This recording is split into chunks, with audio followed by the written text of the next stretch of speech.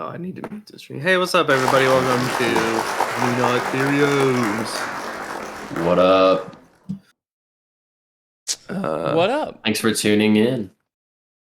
Episode 8, right? Episode 8. Yes, sir. What did we talk about last week? Jeremy, you still have that thing in my screen. JFK. Oops, my bad. Thank We were you. talking about JFK last week. And this week we're not. How did you manage to get off centered again? We spent so long. Can you like Is this- pivot your chair, or do I There we need to go. fix it?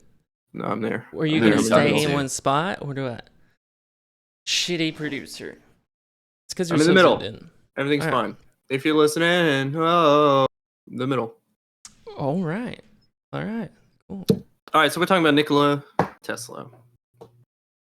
Yep. You know what? I read about him a lot. Does he have a middle name? I never read came one. across a middle name either. Did you know that Yoda has a first name? Is it Bite? Nope. It's Minch. M-I-N-C-H. Really? Yoda from Star Wars? That's Yeah. badass. I would have never known. I thought Yoda was his first name. What? I've lived a lie for almost 30 years. Mitch? Minch with an N. M-I-N-C-H. Like Mink Dingler? What? Mitch. So you were I hate saying you heard stories of Tesla growing up? What? No, I was saying I never came across a middle name for him. Oh. Just No, in your me neither. research of him. Perhaps they don't do that in Yugoslavia, where he grew up. Yeah. All right, let's get into it then. I mean, there's a lot of kind of conspiracies around him. I don't know where you want to start with it. Maybe some background on Maybe the guy. He was born on July 10th, 1856 in Croatia, modern day Croatia. You know what the conspiracy surrounding that is? Tell me about it. That's the day the first Rolling Third episode aired. Get the fuck out of here. You stopped me for that? All right. We're going to continue in our history lesson today. So Tesla's mother, she came from a line of inventors who had incredible memory, so they say. So she trained Tesla with exercises to memorize, and by the time he was really young, I can't remember exactly, maybe somebody can throw it in the chat, like 5 or 8 or something, he already learned how to speak 8 languages. What? Which is, yeah, he learned how to speak 8 different languages. Can I get the chat off of your face? It is on my face. Oh, wow, you moved it. Holy shit. Holy shit. It is also my half sister's birthday. You know what I said? I said what I said, and then I realized that July 10th is also my half sister's birthday. It doesn't matter. 8 languages is crazy. Do you know which ones they were? No, man, I don't. I'm sorry. I didn't bring that much fucking information. Well, I bet one of them was English. You What think? were the others? Yeah, it had to be. He fucking moves to New York. Yugoslavian. Indian. Can you look it up? No, I'm not The going 8 languages you learned? I don't know if I need to know that. It doesn't matter that much. Yeah, well, Clayton asked, so, But yeah, if Clayton's gonna be the one to look it up. Well, his dad was... No, I'm not going to do that. Feel His free to dad share. was Eastern Orthodox priest. So Tesla was raised that way, as far as religion goes. I didn't find too much on his like religious beliefs. A dude's got some notes. A dude's got some notes. There you go. What the fuck? On kind of his What the like fuck is spiritual going on? outlook, but nothing specific on any one Okay, religion. he I spoke guess. Serbian, English, Czech, German, French, Hungarian, Italian, and Latin. Damn, sprinkles with the Google. See? Thank you for throwing that in there. Or she just knew that. I'm gonna go with She just knew that. She's a You just knew that, extreme yeah. Genius, Tesla like fan. Tesla. Yeah. Yeah. Continue. Who was even talking? Who's Jeremy. continue? I'm continuing it. I'm just saying I didn't find anything tied to any specific religion. Oh, No, I didn't see well, anything on that either. I heard a whole story. Okay, so he grew up Eastern Orthodox. Mhm. His dad wanted him to be a priest.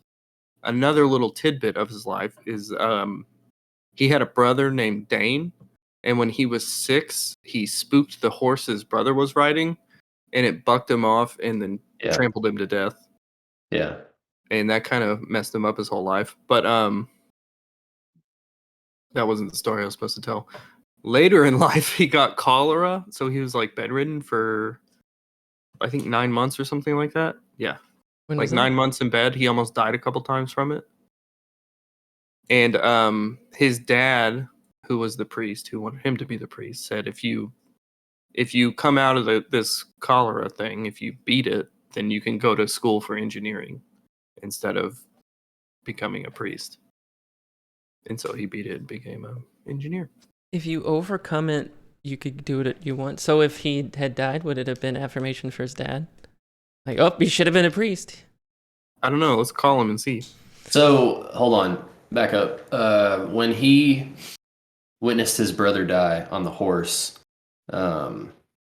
he started getting. Where did I write it? He started witnessing flashes of light and images, and he couldn't tell reality from his imagination. And that's when his inventions would start coming to his head in these flashes of lights. And so he actually dropped out of college because he was he was excelling in this with his grades and everything, but he dropped out because he was a real bad gambler and he had other personal issues. So I don't know if he was drinking or what, but I wrote a he quote. would. I wrote down a quote from him about seeing the blinding lights and visions and having out of body experiences. He was quoted as saying, "New places, cities, and countries as dear to me as those in actual life, and not a bit less intense in their manifestations." And that's his quote over his flashbacks and shit like that after the horse incident. Did I miss it? You're saying his brother was in the war? Because I thought that's what I read. No, his brother was on a horse, and Tesla spooked the horse, and the horse bucked and killed his brother. Oh. So he felt like real guilty about it. I Uh-huh. heard a guy say that another fun fact, he had OCD real bad. Mhm. And I heard a person say that his childhood traumatic experience could have led to the OCD. OCD, which we'll get into, yeah. Yeah. It's just interesting. Uh, All right. You got any more fun family facts? I wanted to note that his birthday, I don't remember July, what was it? 10th? July Yeah. 10th. It was a lightning storm when he was born in. I thought that was a cool little anecdote. Listen, because we'll I'm tie gonna this tell in at people the that end. He's say an that about alien. You think he's an alien? It's He's a an alien theory. because It's he a was theory. born It's a in funny nut theory. All right. I thought we did funny nut facts. We do them all. Facts. We're not called Okay. funny nut facts. We're called funny nut. Yeah. Part of the his mom. So his dad was a priest, and as you said, his mom was she was clever. She invented like household appliances and shit like that, and tools. Excuse me. And she was uneducated because she was a woman, and at the time, women weren't necessarily allowed to do so. But he credits her with his memorization skills and his ingenuity as far as mechanics and engineering. But he went so far he could like visualize the things he was inventing or like the machines he was building. Like he invented the AC motor, and he would like totally build it in his head and then make the blueprints or make the object. But it was very intense in the way that he imagined it coming together down to like the sizes of individual parts and stuff. And he called it picture thinking. So like he kind of like expressed it in a way that it's not a normal thing to do, to like fully think out every piece of this project and then write down what it is. Dude, I thought I had it written down. He didn't have to ever write down anything, man, because he memorized it. So it was like so detailed in his mind Yeah, it's almost like he wrote things down to publish them rather than. That was part of the OCD thinking, that he was just putting all this down and not actually committing to any one idea. Yeah, he wouldn't like go and sell anything, and he would get caught Yeah. trying to just build new inventions. We'll get into that in a bit. To get into it, he studies. Let's get into. He was born in Croatia, studies in Austria, right? Right. I think so. Yeah. He's at some kind of lecture and seeing some kind of design for a DC motor engine, whatever you call it, right? I think at the time it was like pre-motor. It was just the idea of DC voltage or DC current. I think they had coal-based stuff, and it was like a. You're right. Sorry. So. Yeah, because AC didn't exist yet. Right. So this is what I was getting at. Okay, let me we're going to talk about AC/DC a lot, so I'm going to kind of preface my limited knowledge on electrical engineering and the difference between DC and AC. And it's going to be very hard to do without visual cues, like every YouTube video I saw. So, hang on. DC, if you take a battery and a light, direct current to the light, light turns on. AC current is electricity is constantly cycling back and forth, and that's called the hertz. In North America, it's 60 hertz. In Europe, it's generally 50. There's kind of baselines. But also, I test motors for a living, and you can decide how fast the motor goes by adjusting the hertz, which was interesting to me when I was reading about this. Anyways, that's why light bulbs, if you capture them on like a high-speed camera, they flicker. In like old boob tubes, if you tried to look at it with a camera, the refresh rates of the camera and the TV would interfere in a way that you couldn't see what was on the TV. I don't know if anyone's old enough to remember that. But so AC is constantly going back and forth. And the reason AC power, which was Tesla's idea compared to Edison, we're going to delve into the relationship there in a little bit more. But the reason it was so important that he invented AC currents is because at the time, and even to a large extent today, it is easier to step down and step up voltages in AC currents because they create a more magnified electrical field. And transformers function with, like, a lot of people think that the power from a power plant comes directly to your house. There's like a shitload of gaps in between it to where it's not actually physically connected. Because transformers wind on one side and then wind a different amount on the other side, and it like power lines have thousands of volts in them, but your house only has like I think it's 120 some places and 24, 208 other places, or 230 or something. Doesn't really matter. But the way they step down and up in voltages is through transformers, which at the time wasn't possible with DC currents. And it is today, but it's very it's like a DC power line, because direct current won't go that far, but AC goes pretty far. Direct current power lines are like 10 grand per transformer or something, and AC is like $1,000. So if you look at the power lines, that's all AC current. But all of your stuff in your house, anything with like a microchip on it, that's all direct current. Because it wouldn't be able to handle through the microchips and shit all the back and forth that the AC currents do. So that's what I learned. That's kind of the difference. And the importance was getting the power from the power plant to the houses, and that's the hurdle that Tesla overcame when electricity was coming out, basically. So he did that in Europe, and he started working for Edison after he dropped out of college. Yeah, I think he worked there like a year or something. Yeah, and that's when he moved to New York, because they saw the potential in him and they moved him up in the company. And then somehow, where is it? Oh, no, I wrote that. No, shit. that was okay. So he worked for Edison for like a year, and him and Edison disagreed. So he got fired because they disagreed. And then he went to work for Westinghouse, who is still around. Oh, yeah. Still makes motors. And he moved up in Westinghouse a lot. They invested in quite a few of his projects. You guys are just skipping right along, huh? We skipping stuff? Bring us back. No, I just admit that was so much in one little segment. So yeah, he moved to the States, worked for Edison for a little bit, right? Yeah. There's He some met petty Edison, stuff that I yeah, wanted to talk about there, though. That's what I was going to say, dissect little bits of it. So he's working for Edison, and Edison kind of jokingly says, hey, I've got this problem with the DC motor, right? And if you can solve it, I'll give you this $50,000 reward or something like that. And he goes home and fixes the problem, comes back to Edison and says, like, hey, I fixed this problem with your DC motor. And Edison says that was a joke. That was never any prize money. Just get back to work trying to fix this DC shit. And that's when he quits and leaves to go start his own company. Oh, interesting. Yeah. I didn't realize that. I knew Edison was somewhat of a charlatan insofar as Edison was like more of a he's kind of like businessman. Steve Jobs. You know, like Steve Jobs never made a Mac, but he ran Apple.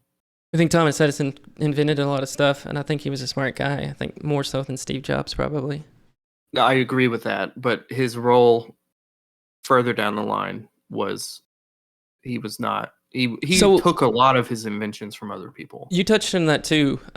Thomas Edison was creating inventions for the sake of monetization. He wanted to he wanted to be the forefront of all these inventions, so he could be like, hey, I'm the go through guy you got to go through to get the power in New York City. So he establishes himself up as the power network for New York City, right?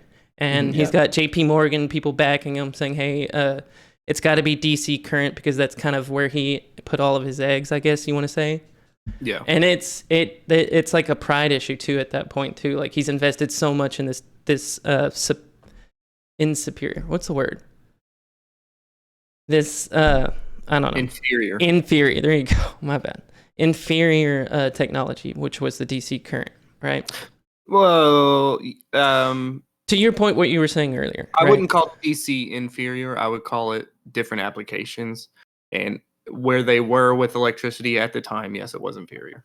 And you kind of bulldozed through that too, but the transformer came along much later. Not much later, but like a decade so later, right? So yeah, Edison and Tesla split. He goes and starts his own business trying to perfect the AC motor, but he's still having issues with the transformer issue. He's producing so much power, but they can't cap it, right? Yeah, well, that's the issue with AC. Yeah, early on that was a problem with AC, but the motors are also function slightly differently in that direct current motors, and this got real technical, so this is about how far I'm going to go with it. DC motors last longer. They last less long, and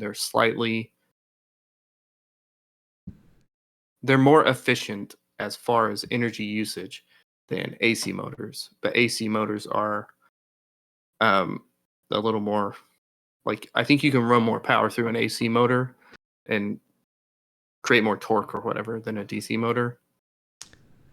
The AC motor creates the AC motor would create the energy.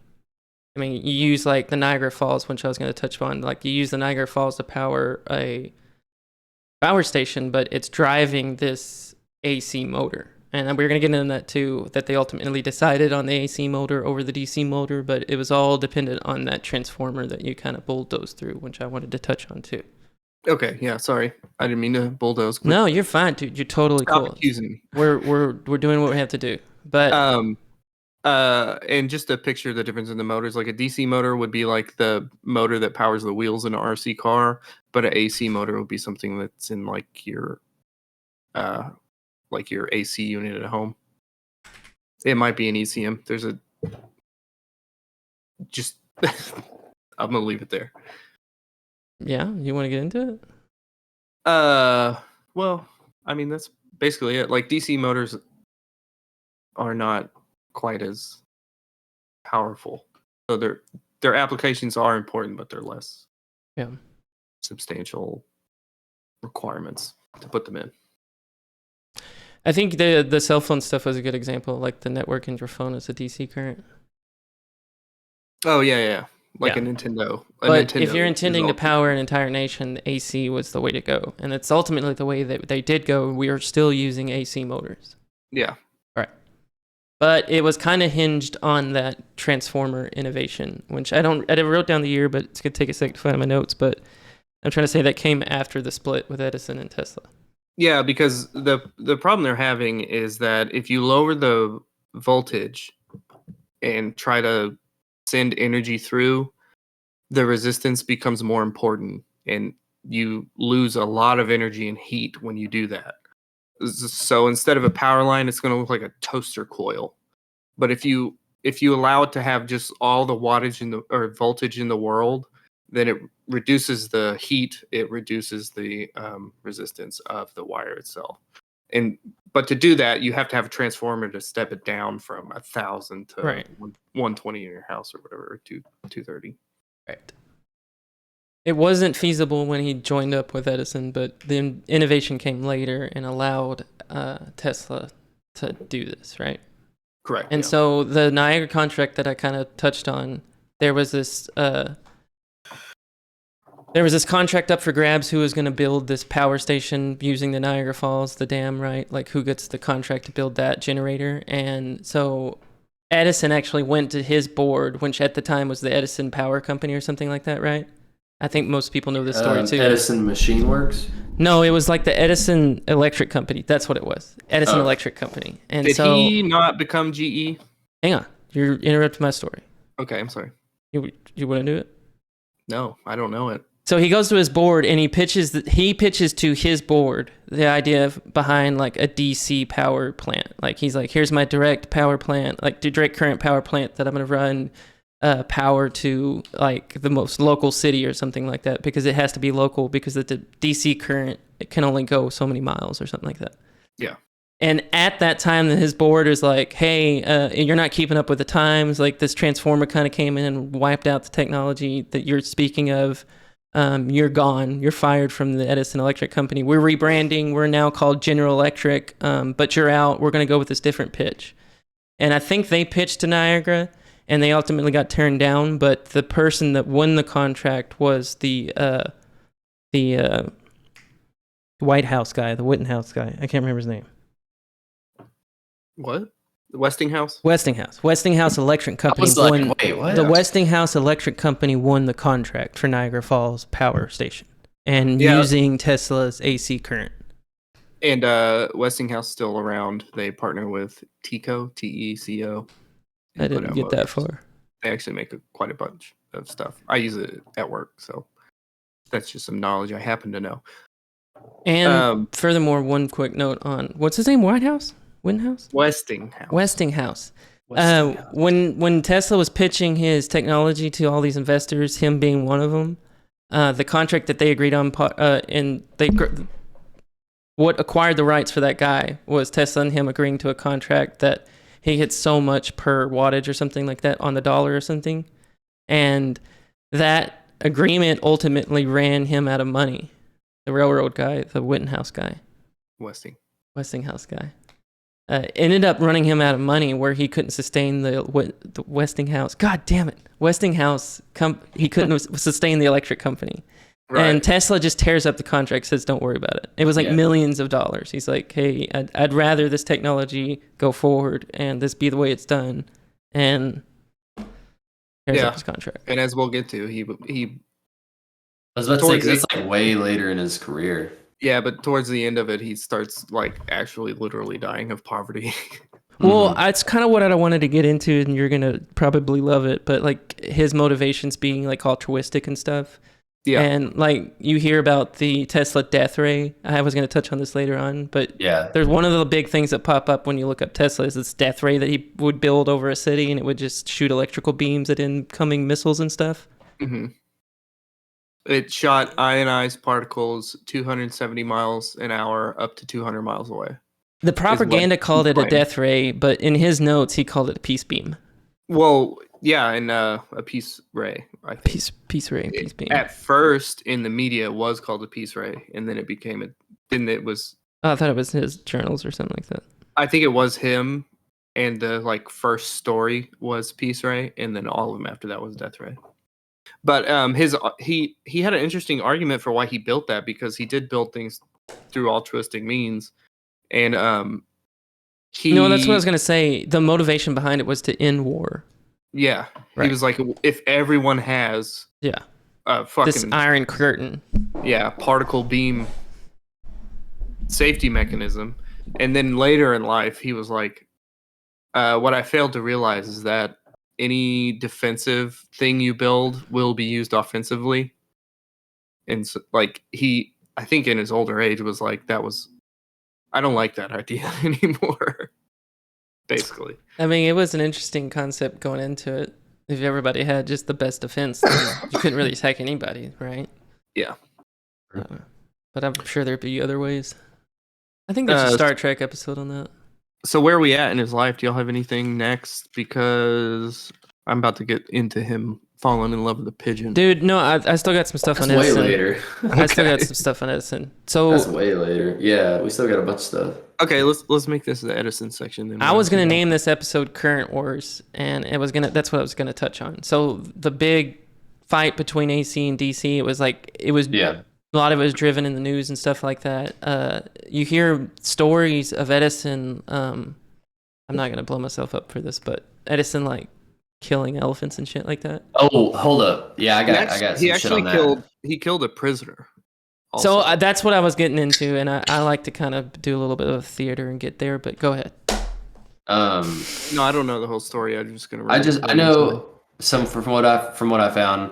He would pay school children 25 cents each to bring him household pets, and he would electrocute those on public stages.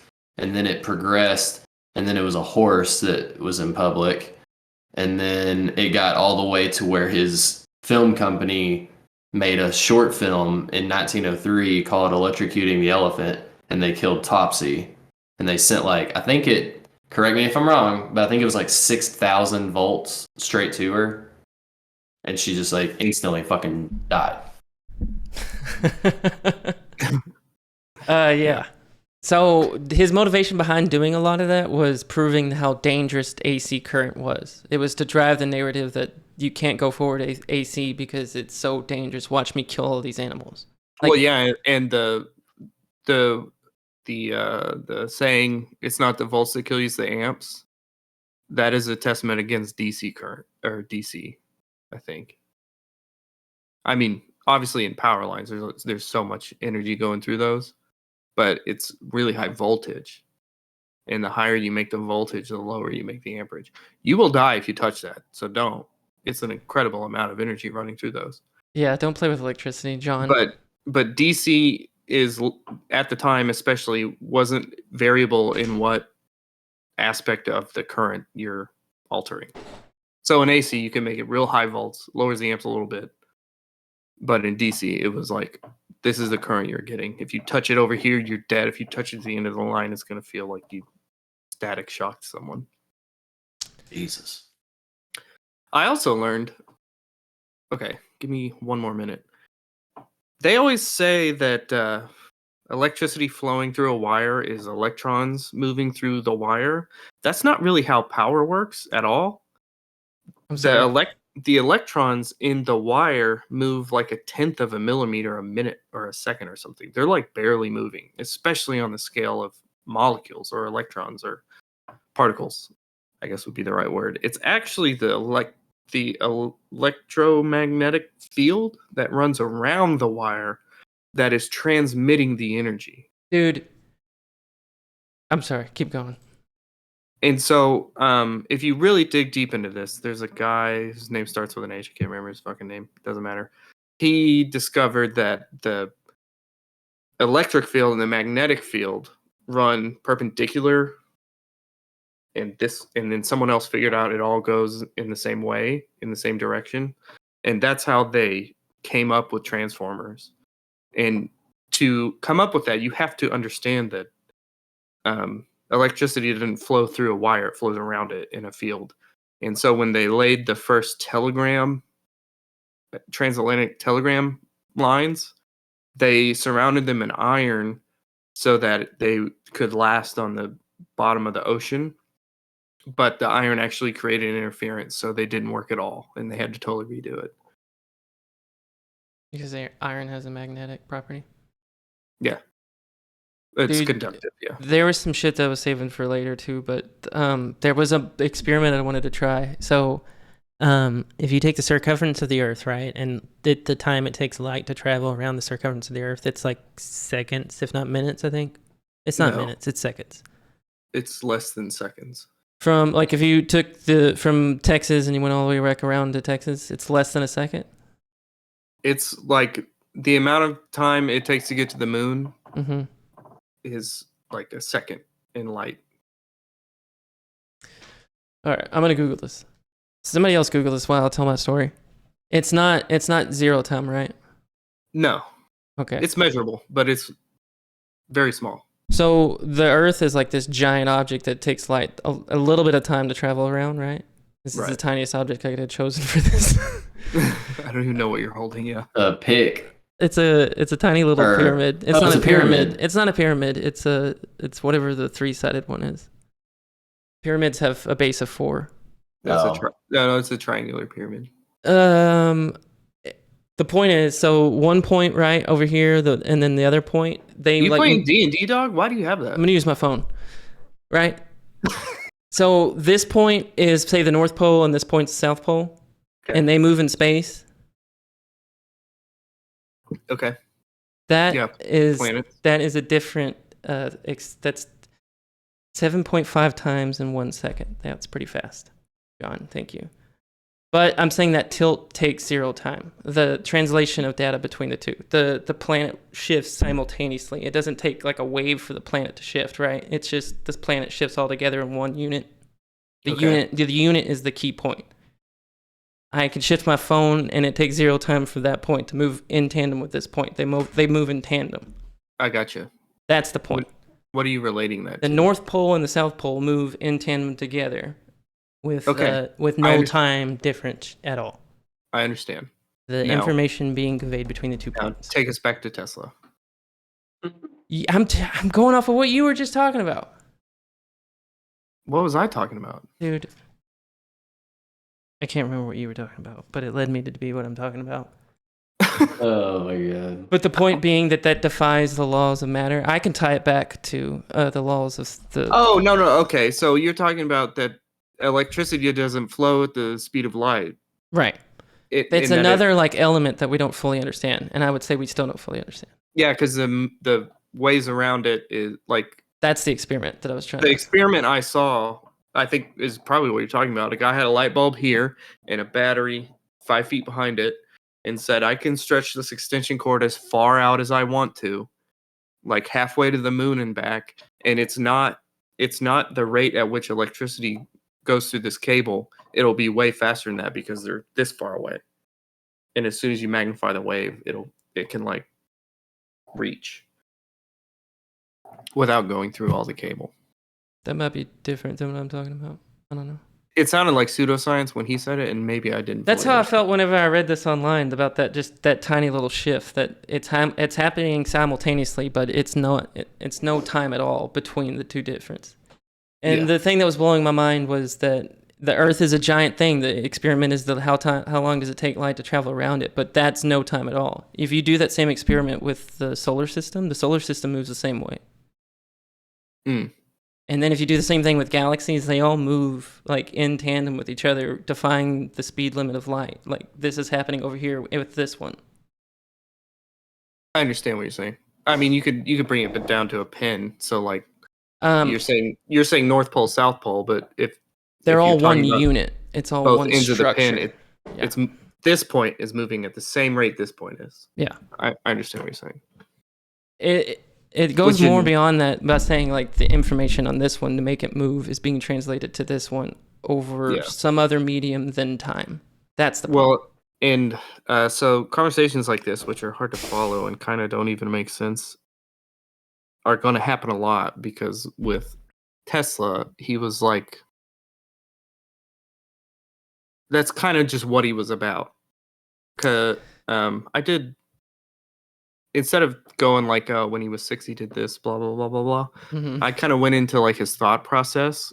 That's why I was interested that his father was a Eastern Orthodox. Someone asked him if he was religious, and he said yes, but I'm not religious in the way that normal people are. This really made me think of you, Jeremy, actually. And he believed in like a a common soul. Everything is light. Is that what you're getting at? Yeah, but it wasn't light. It was there's a common energy that everyone can take from, and everyone has the ability to take from if they look for it or whatever. And he's like, there's some quote, I'm not gonna know it, so I'm gonna butcher it, but it was like, one man's God is another man's something else, like energy or something like that. And so he had a very complicated and philosophical view about the universe and how things that he was working with ought to function or function. It lends to him being altruistic, because he was like, no, this is actually everyone's. Like, everything is everyone's. There was stuff I was going to circle back to. I'm sorry, keep going. This is, yeah, and I'm going to dip my toe in, and towards the end of the show, I'm really going to dive in, because I think it's going to be the next episode's topic. But he became friends with, I put it in the drive. Give me a second to pull it up. He became acquaintance with and friends with, oh shit, where did I put it? Where'd it go? Where'd it go? Okay, I found it. Swami, I'm gonna fuck this up. It's Indian from India name. Swami Vivekananda, who was like he was a pupil of Rameshwanda or something like that, a very famous Swami. It's all ancient Eastern Hinduism and Buddhism, kind of Vedic traditions. And he was so engulfed in that to the extent that he spoke in terms of energy and matter, but he used Sanskrit terms of prana and akasha. Prana being energy, akasha being matter. And so he had a kind of a hippie dip. He was considered an eccentric. Hippie dippy? Yeah, he was in his time. He was considered an eccentric mind, and the thought process of a scientist is not kind of the same way that Tesla thought generally. Like, they're very bullet point math, distinguishable facts. And no, I was going to do that too, tie back into he was not that way. Yeah, so hit me with your No, just that he didn't align with mainstream media, not mainstream media, but mainstream like scientific beliefs. Not that there's not merit there, but like I'm using Graham as another analog to it. Like, he's getting scrutiny. Isn't Mimi Siku from that Tim Allen movie? Jungle to Jungle? Hell yeah. Yeah. Mimi Siku. That's funny. Go on, Salsa. Continue, Jeremy.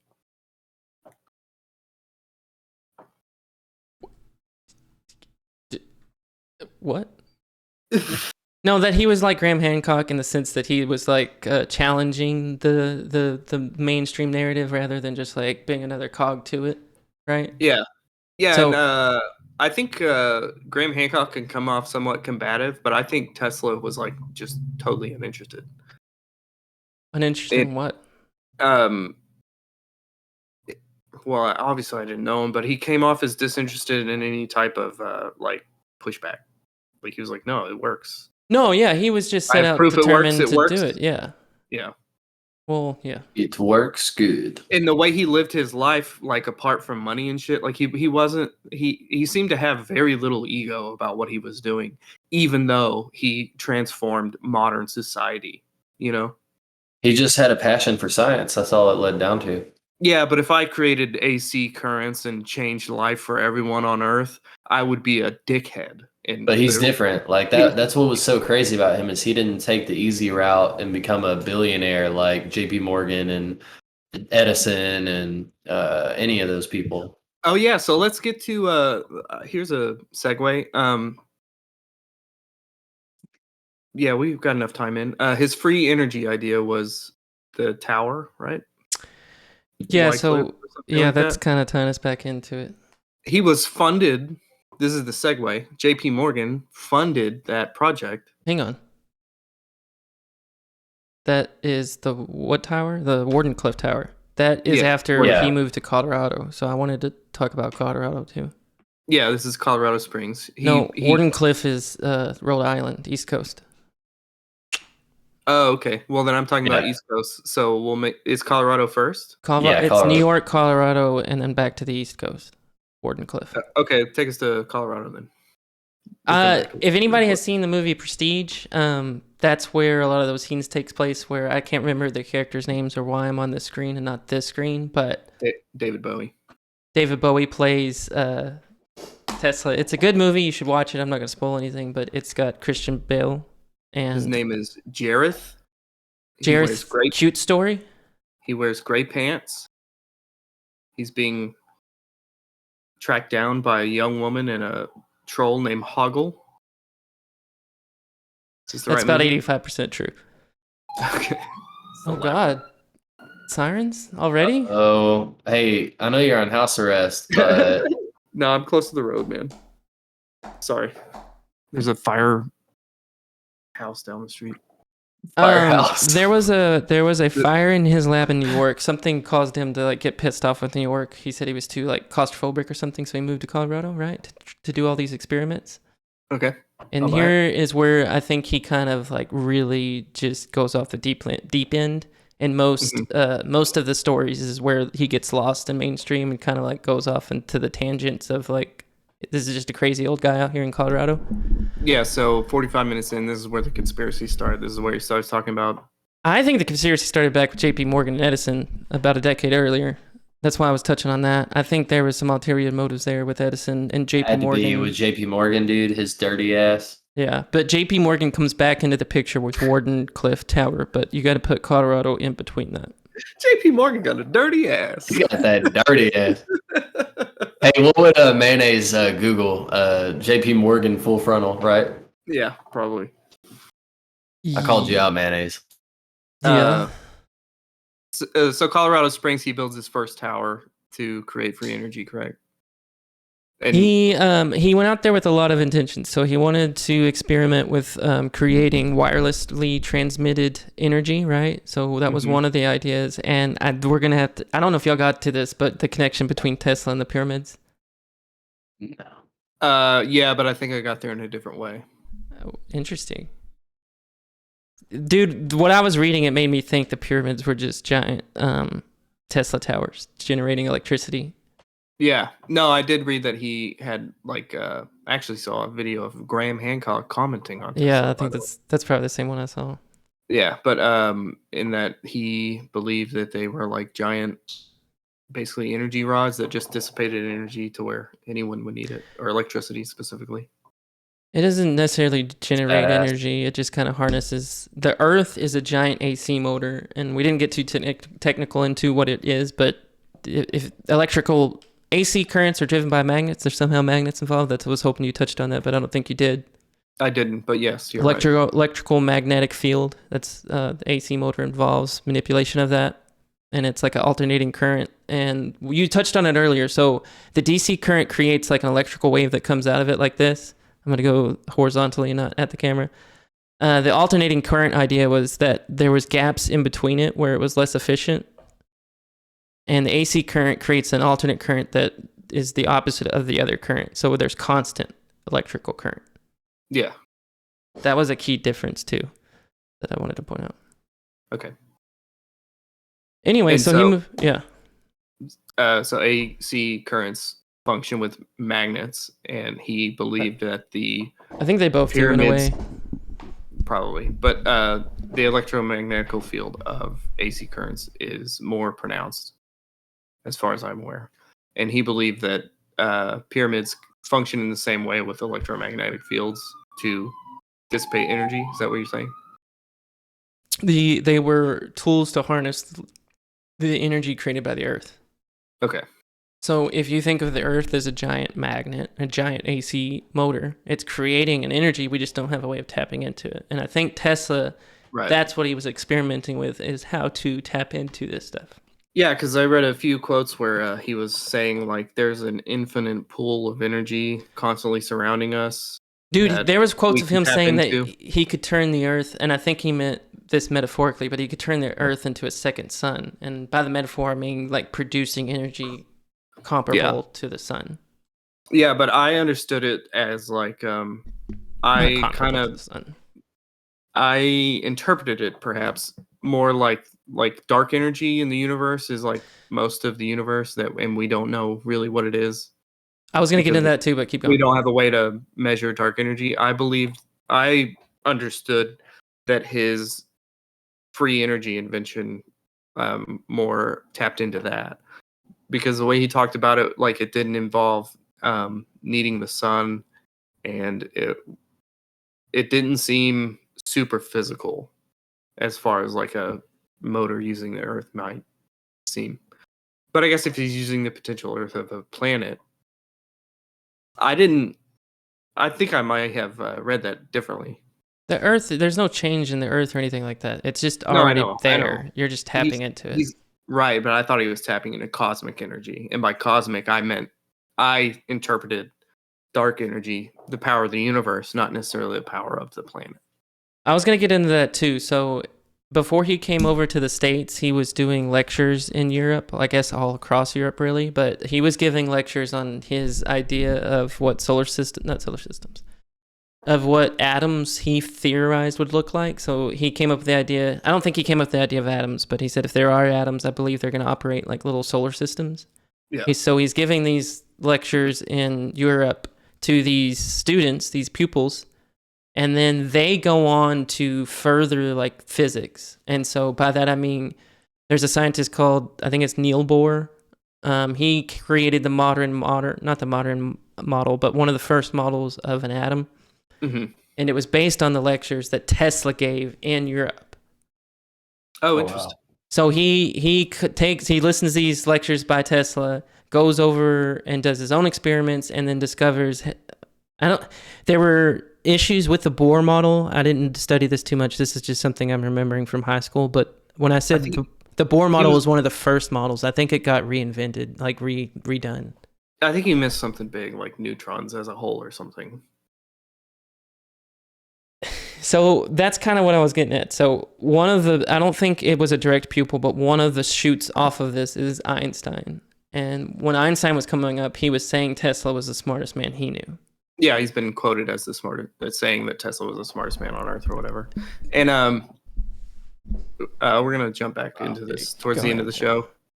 But when Einstein came up with the theory of relativity, he said it just came to me in a second, and I just I had the entire. I was gonna get into that. Yeah. An idea, and Tesla kind of operated in the same way, but the way Tesla explained it, which I'm gonna keep calling back to, it was more of an esoteric Eastern, like East Asia religious kind of way, in that he was like, I'm drawing a. Actually, I think I have this quote somewhere. Here it is. My brain is only a receiver. Open the link. Is that a Tesla? What was that? What did you just say? No, it's a quote. Let me get the whole thing. My brain is only a receiver. In the universe, there is a core from which we obtain knowledge, strength, and inspiration. I have not penetrated into the secrets of this core, but I know that it exists. And I've never heard that before, but that is the direct analogy I used for The Simpsons. That were just little TV antennas taking up. Yeah, no, that's what he thought, and he thought this is okay. We're gonna get into it now, but this is what I want the next episode to be on. There's a term called the Akashic records, and what they are is just like a common ethereal knowledge base that people tune into and accept knowledge from. And that's kind of the explanation for the Einstein coming up with theory of relativity in a second, which he said. And Tesla saying, I'm a receiver for this knowledge. There's a lot of people that it's the muse.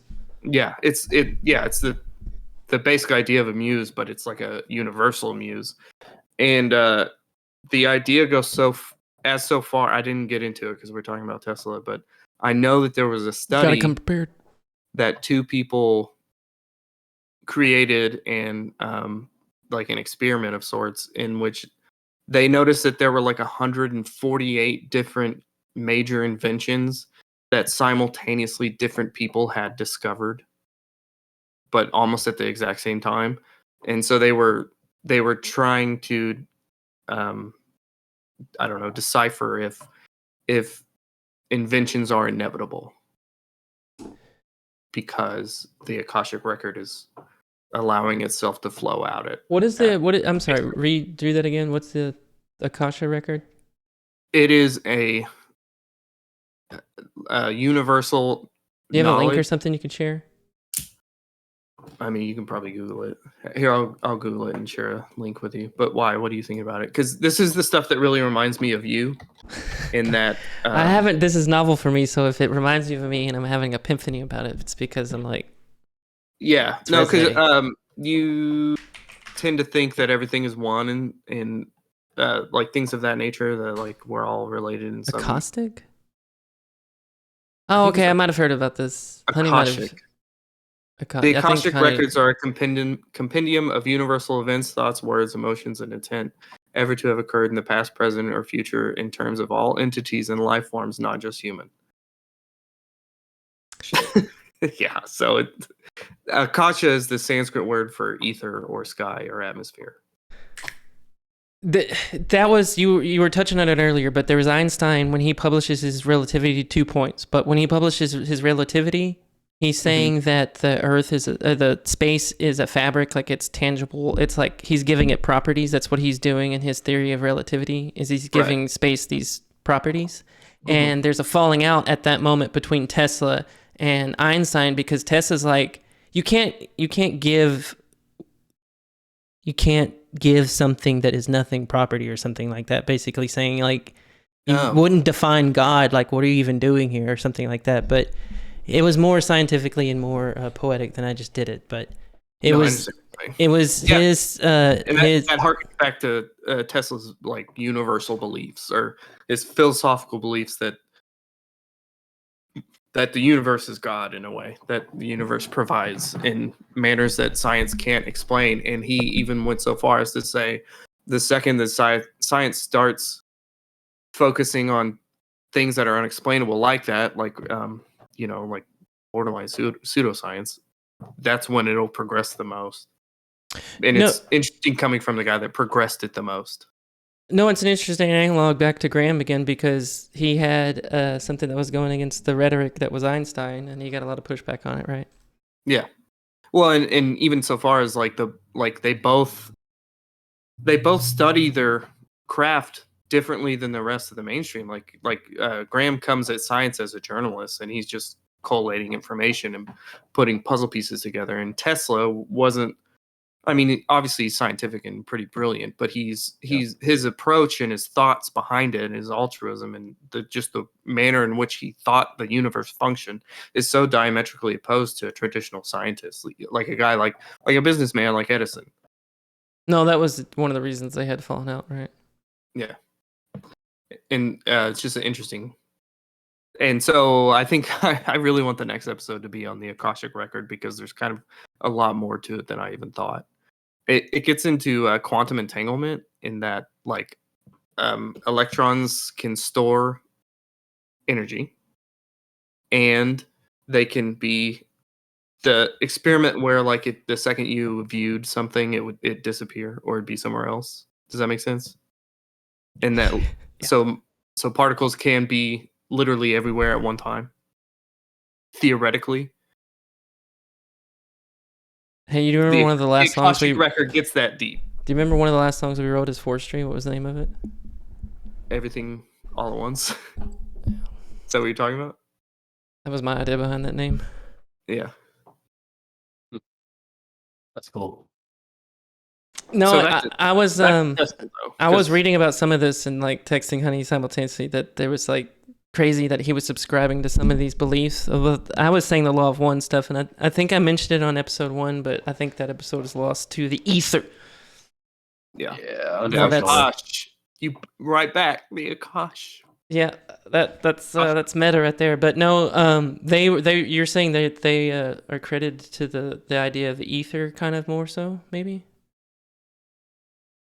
Yeah, it's kind of like the way I interpret the Akashic record is that it's an ethereal, absolute nothing that is providing information to those. So to me, somebody that's studying electromagnetic fields and stuff like that and understands that it's all like this, it's all like touching, it's all kind of like directly translating data because it's all connected, right? And that was the idea between the fields and like his fundamental understanding of making this stuff work. Well, transformers specifically disconnect them, but as far as them like the fields being connected, absolutely, they're all intertwined. That was his understanding of space-time. That's the reason you have to put power lines that high. Like you can't bury them because the Earth is a conductor of some sort, especially if it gets wet. So you have to hang them in the air. The Earth is an excellent conductor, and I was getting to that in the Colorado stuff, which it's also a ground, which is interesting. It is interesting. But the ether, the last thing on the ether, the space-time that I was trying to touch with Einstein, his definition of what space-time was, the fabric of it, like it being a tangible piece of matter, and Tesla's competition to that, he was saying it's more of an ether. There's just fields out there that we don't necessarily see or comprehend, but otherwise everything is just connected through this ether. And it's crazy to me that dark matter and dark energy are getting more and more traction because that is to me the ether. It's all connected through this. Yeah, it's what he was explaining. Yeah. But that was 100 years ago. And his ideas and stuff just get stomped out because it wasn't going along with, at that time, it was general relativity. It was direct competition of what he was preaching. And to me, that is the analog to the Graham Hancock saying, hey, maybe our understanding of history is flawed, and mainstream going, oh no, it's absolutely correct. Let's just keep doing this. No, it's almost like Tesla was the only guy walking around with a smartphone in his pocket in the early 1900s, late 1800s.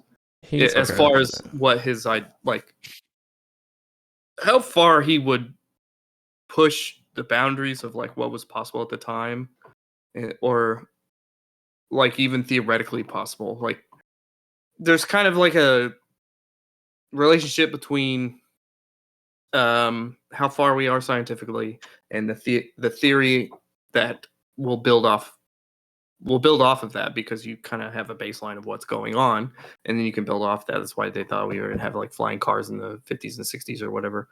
But then to be in the brain of Tesla and be so much more accurate and so much further out as to know that things would happen or exist, or that AC would actually be the most efficient way to transfer electricity from city to city. Like, that's a small version of it, but then a large version is he's like, no, there's a ethereal, all-knowing nothing. And to me, like, just explain it that way. Be like, no, there's a nothing out there. There's an ether that you can't quantify, but it's telling me all this shit. To me, that's the stuff that the Randall Carsons are tapping into with the sacred geometry, and that's why I harp so much on that stuff, like the sacred numbers and the 369s and stuff like that. Yeah, let's take a pee break and then jump right back into the 369s, because Tesla was obsessed with those numbers. Yeah, definitely gonna do Word. that. I don't have anything prepared. I thought there was gonna be 40s TV, but there was no TV. All right, just play the wait screen. We'll be back. I'll be right back. All right.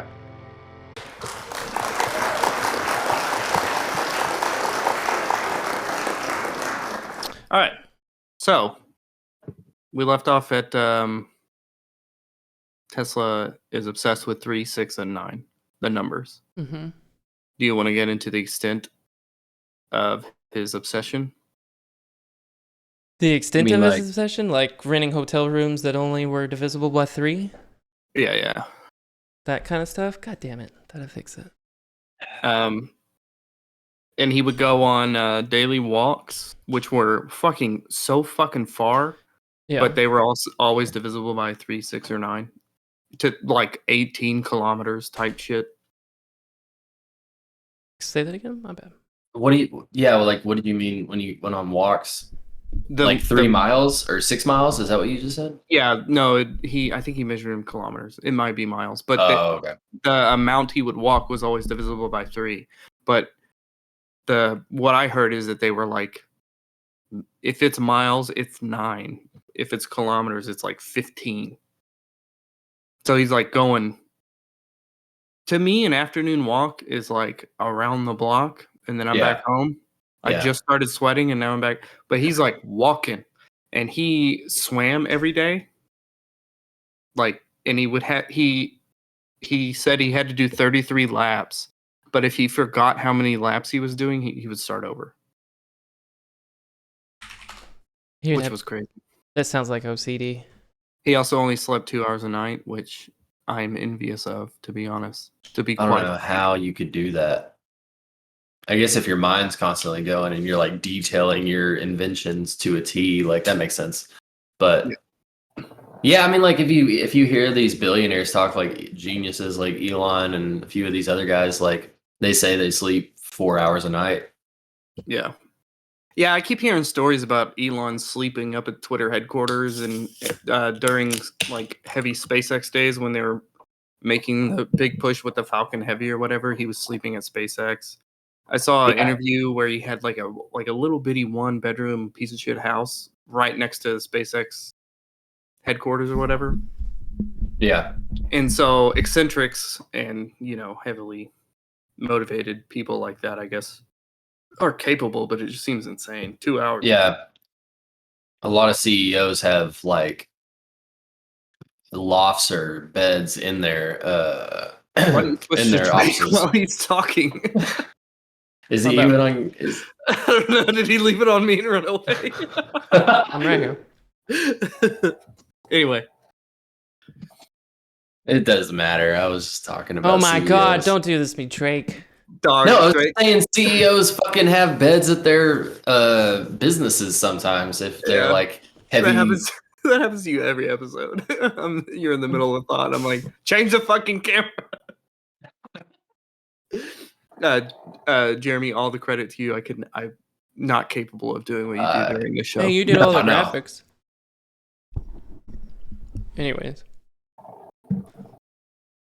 Yeah, so CEOs are crazy, but Sacred numbers 369. There's this. There's Is actually she fine? there's a 369. oh, he's talking to me one more time. Sorry.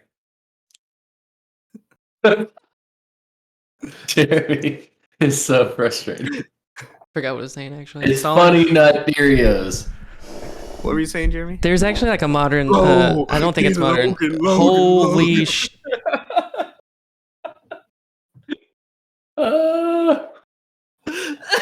I'm sorry, man. Continue. I'm still trying to just eat this cookie. There's I'm like a just trying to manifestation method of 369 where you wake up in the morning and write it 3 times and then 6 times and then 9 times throughout the day. You end up doing it 9 times, but people that subscribe to that say that it like manifestation. It's like manifestation. Whatever your goal is, whatever your manifestation, whatever you're writing 3 times. I want to lose 20 pounds or whatever it is. Mm-hmm. I kind of am skeptical of a lot of that because there's psychology behind a lot of it. What? The Secret? I think the secret is the manifestation stuff. Yeah. Okay.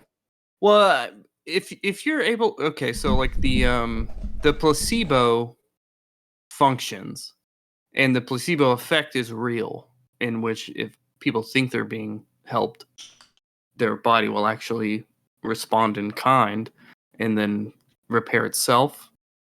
And so it maybe if you can somehow enter this manifestation state and kind of hijack the placebo effect, however that functions, which I don't think anyone knows of, then that could make sense to me in my head. The placebo effect, God dang it, dude, it's this stupid apple cider. It's like numbing my tongue or something. The placebo effect to me is it's a psychological thing, obviously, but I feel like part of it kind of touches in on the mind over matter stuff. Like you're creating the reality that you live in, kind of stuff. Yeah, but it's a way to trick people into mind over matter. But I'm saying that's like showing evidence of the mind controlling the matter. I'm saying that to me is evidence of the mind controlling matter. And that relates to Tesla because he subscribed to a lot of this stuff. He subscribed to the 369 method. He would only do stuff that was very specific to it, and it ruled his everyday life to the point that most people said that he was obsessive compulsive, or he had obsessive compulsive disorder, right? Mm-hmm. And was that like a diagnosis back in his days, or was that something? I don't think mental illness was a thing until much, much later. Yeah, that's what I was thinking, but I just wanted to be sure. No, yeah. in those days you were just eccentric. You didn't have a ailment. You just I mean, were shell shock didn't even crazy come way. around until after World War II, right? If not World War II, Vietnam. Probably No, it World was War either World War One or World War II. But World War One would have been Oh, it was World War 1917. One. It was World War One. Yeah. That was I mean, I don't think Yeah. they came up with PTSD. Yeah, PTSD around World War II. I think it was like the 50s or something. And we're gonna get butchered for saying this wrong, but yeah. the point being that obsessive compulsive disorder might not have been something that you were diagnosed with back then. No, definitely it was not. Because if it was, he would have been diagnosed. Like he would show up to meetings and he would have to traverse the block 3 times before he would go in the building. Like I see. he Yeah, was yeah. obsessive compulsive. He would only live in a hotel room that's divisible by 3. Like all that combined. It goes so far as he would clean his kitchen every night with 18 napkins, specifically, because it's divisible by 3, 6, and 9. Wow. Smart man. To me, Yeah. though, that does speak to something else that he was tapping into. Maybe there was something to it because he was died a crazy old man. But I'm trying to say maybe But he that was 86. 86 is not. That's a whole ass life, you he know. died Yeah. poor and alone in a hotel He room. fell in love with a bird. Can I talk about that yet? Yeah. No, it's at the end. That's much later, but you could do it if you want. I don't know. You can talk about it if you want. Okay. So when he was poor and he was just eventually he got to where he was renting out hotel rooms on like This was at long the stay end. basis and then not being able to pay for it and getting evicted and going to the next one. And then walk into the next one and go, no, the number has to be divisible by 3. Just crazy. But he was feeding pigeons at the time. And he specifically fell in love with a white pigeon with gray tipped wings that was a female. And he went so far as to say that like he loved her as if she was a woman and she loved him back, and all he had to do was think about her or call to her and she would come to him. And then when that pigeon died, it flew in his open window and like died in his hands. And it was like a traumatic love story within a 5-year What? period of his life. Where the fuck did you find this? Because I never saw anything with that. It was at the end, very, very end, when he was living in the New Yorker. No, yeah, because you even left out.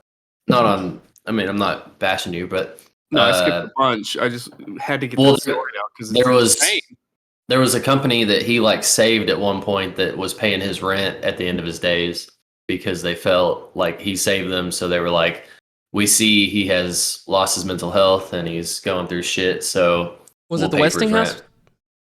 I think so. That would make sense because that one of the conspiracies toward the later end stuff was that he was was he affording to live in the New Yorker, which was kind of a prestigious hotel at the time? Mm-hmm. Yeah, people were paying his rent. People were paying his rent, but there is a lot of conspiracy surrounding the New Yorker where he ultimately died, and that was what we were saving for the end, I think, all collectively, right? I know we still have 45 minutes left, but I feel like the events surrounding his death is going to take that long. So To me, that's the grassy knoll is the New Yorker. Oh, really? Yeah. That's interesting. Because I think Drake noticed, but in the outline, I found a ridiculous route. I love it. I fucking love it. Where's it at? I'm pulling that shit up. No, I think Jeremy has a more coherent idea, so I would like to hear. Well, we Jeremy. gotta talk about what you wrote. Yeah, well, no, I'll hit you with the off the fucking wall shit after. All but right, cool. But J Bones, why is the New Yorker the linchpin here? That's where he died. Right. In the hotel. I mean, I guess yeah. So that's the bulk of 3327, I believe, was the number of the room. It would make sense. The conspiracy, I think, is that's where the craziest parts are. Is the New Yorker stuff. The New Yorker itself actually has like a access to this power grid that's kind of unique, like no other place should have, and it was tapping into the New York power grid. So there's this good documentary on on History Channel that I was watching, but they were going down into these tunnels underneath New York. What? The Tesla files? Yeah. But they were going down in these tunnels underneath this New Yorker hotel in New York, and it had access to this grid stuff, and there was a bank down there and stuff like that. But he spent the last underground bank. Yeah, it was 1940s, so I imagine there was a lot of security type stuff. Okay, it's deep underground too. It's like I think 300 feet or something like that underground. I'm about to write the script for Ocean 17, but okay. Continue. And it taps into the New York Underground. Like you can go, they're like, we're walking underneath so-and-so street. Here's where you could access the New York transit systems and stuff like that. So Michelangelo, Leonardo, Raphael, Donatello, they lived down this corridor. Oh, wait, my bad. That was what? Nothing. Never mind. I made a Ninja Turtles joke. I was thinking of the painter. It was not funny. No, I'm just kidding. I didn't hear it because I was only hearing Jeremy. He's talking about an underground bank in New York, and so I was like, well, down this hallway is Donatello, Raphael, Leonardo. Anyways, one of the ideas is that he was like reclusive in this hotel room, and he never left it and stuff. And they were trying to say he had access to this whole underground network, including a power grid, right? Okay. That's part of the conspiracy. Another part of the conspiracy is that there was the rooms that were adjacent to his were all checked out by FBI or OSS agents, which at the time was the CIA. Right. So really? He has this suite in the New Yorker, which the square footage on this room, I think, is like 50 or something like that. No. Well, it's like 30. It's like 30 square feet or something like that he's supposedly living in for 10 years. Go ahead. My bad. 30 square feet? Yeah. They actually go into the hotel room that they're in, that he stayed in the last 10 years of his life. 30 square feet is not livable. That's a 6x5 room. You can't even lay down in it. What's 12 by 12? My bad. 144 square feet. Okay. It's basically just like one hotel room with a double bed. Sorry. In a bathroom, and does it have a kitchenette? They don't have microwaves. How is he eating? Dude, this was like the 40s, 50s. I don't think so. Probably went and bought your supper or whatever the hell they were eating at the bodega. Definitely you might be right. Service. But that kind of adds into some pieces that I have of the conspiracy surrounding his death. In that, let me find it. Here we go. The U.S. VP Henry Wallace held meetings with advisors about him, and FDR tried to meet with him right before he died. So the U.S. government had a heightened, I don't know what you would say, feeling about him. They were very interested in what he was working on, because obviously he's getting up there in age. He has plans for a death ray and free energy. So obviously the government is going to want to talk to him about it, right? So for his adjacent hotel rooms to be checked out by OSS members is par for the course from what I found. I think we watched over Warden Cliff, and it was very important that we touched on it, so we might have to go backwards for a second. Mm-hmm. If that's okay. Yeah, because I think you have to say why were they watching him, and I think it was okay. So he was Warden Cliff's East Coast, correct? Oh yeah, so he was in Colorado doing these experiments, proving that these experiments work. And when I was referencing the Prestige earlier, that's how far we got off of what I was trying to say earlier. Yeah. In the Prestige, there's a scene where he like lights up this field with light bulbs and stuff, right? Okay. And there was a documentary on not Netflix, on History Channel. It's the same thing, the Tesla Files, where the guy from he's the guy that does Skinwalker Ranch, and he's the guy that does Ancient Aliens, I think. But they go out and actually prove that what Tesla was trying to do is feasible and it could be done. And so what was he trying to do? He was trying to harness the energy of the Earth. So he would have a tower that was this giant rod that went 300 feet in the air, and it would harness energy in the atmosphere and then energy in the ground, and that was his alternating current. It was this giant circle the Earth was making. And so he could tap into that using his Tesla patents, his inventions. And I don't remember the scenario, what it was, but you basically go stand out in a field and you were like holding a light bulb and the light bulb lights up. That's what I know Tesla of. And let me kind of bring us back around, because when I was explaining AC versus DC and how electricity actually flows through wire, in that it's not in the wire. So if you imagine that electricity is flowing through this giant tower and the earth, that makes no fucking sense.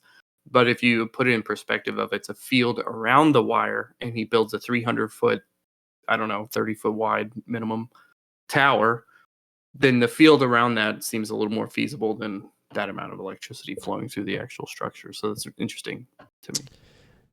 Yeah, so he ends up blowing up the generator in Colorado Springs or something like that. You'll read about that.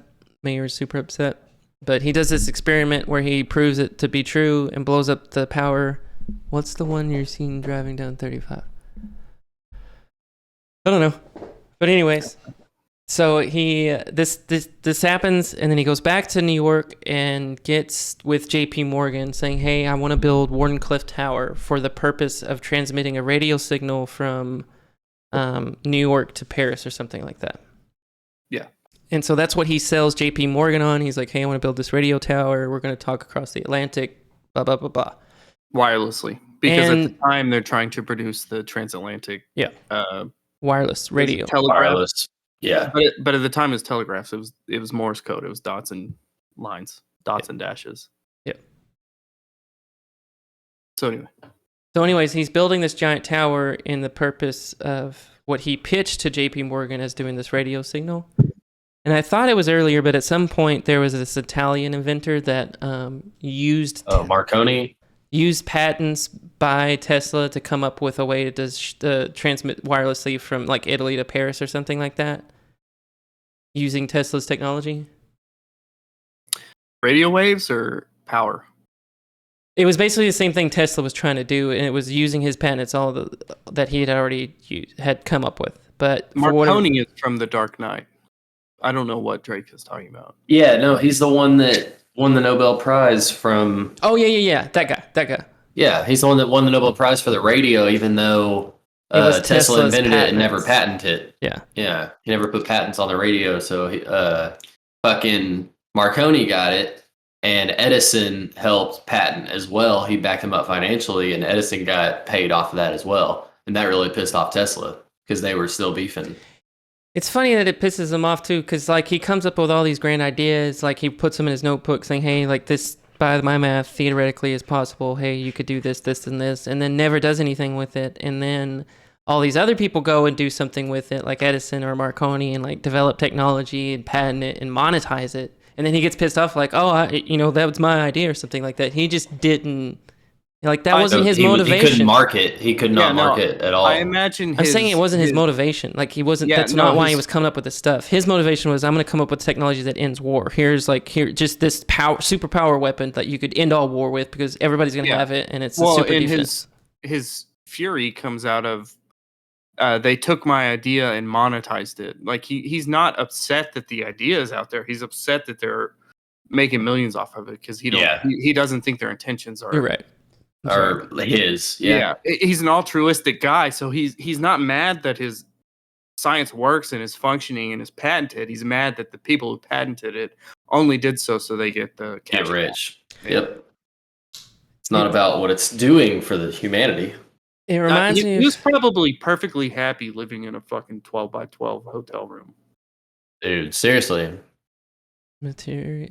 Oh, well, before he died, funny nut fact, his diet was just milk and crackers. God damn, that's probably why he fucking died. You know why he was like this fucking small, and his head was huge, dude. Like that's what I'm saying. His elongated skull. He's a reptilian. I'm not going to read this article. I'm sorry. I'm done back. So much. Nice guys finish last. Yeah, you're right. At 86. That's a great Green Day song. Let's jump into his actual demise. Are we ready for that? No. I'm not done with. We didn't even touch.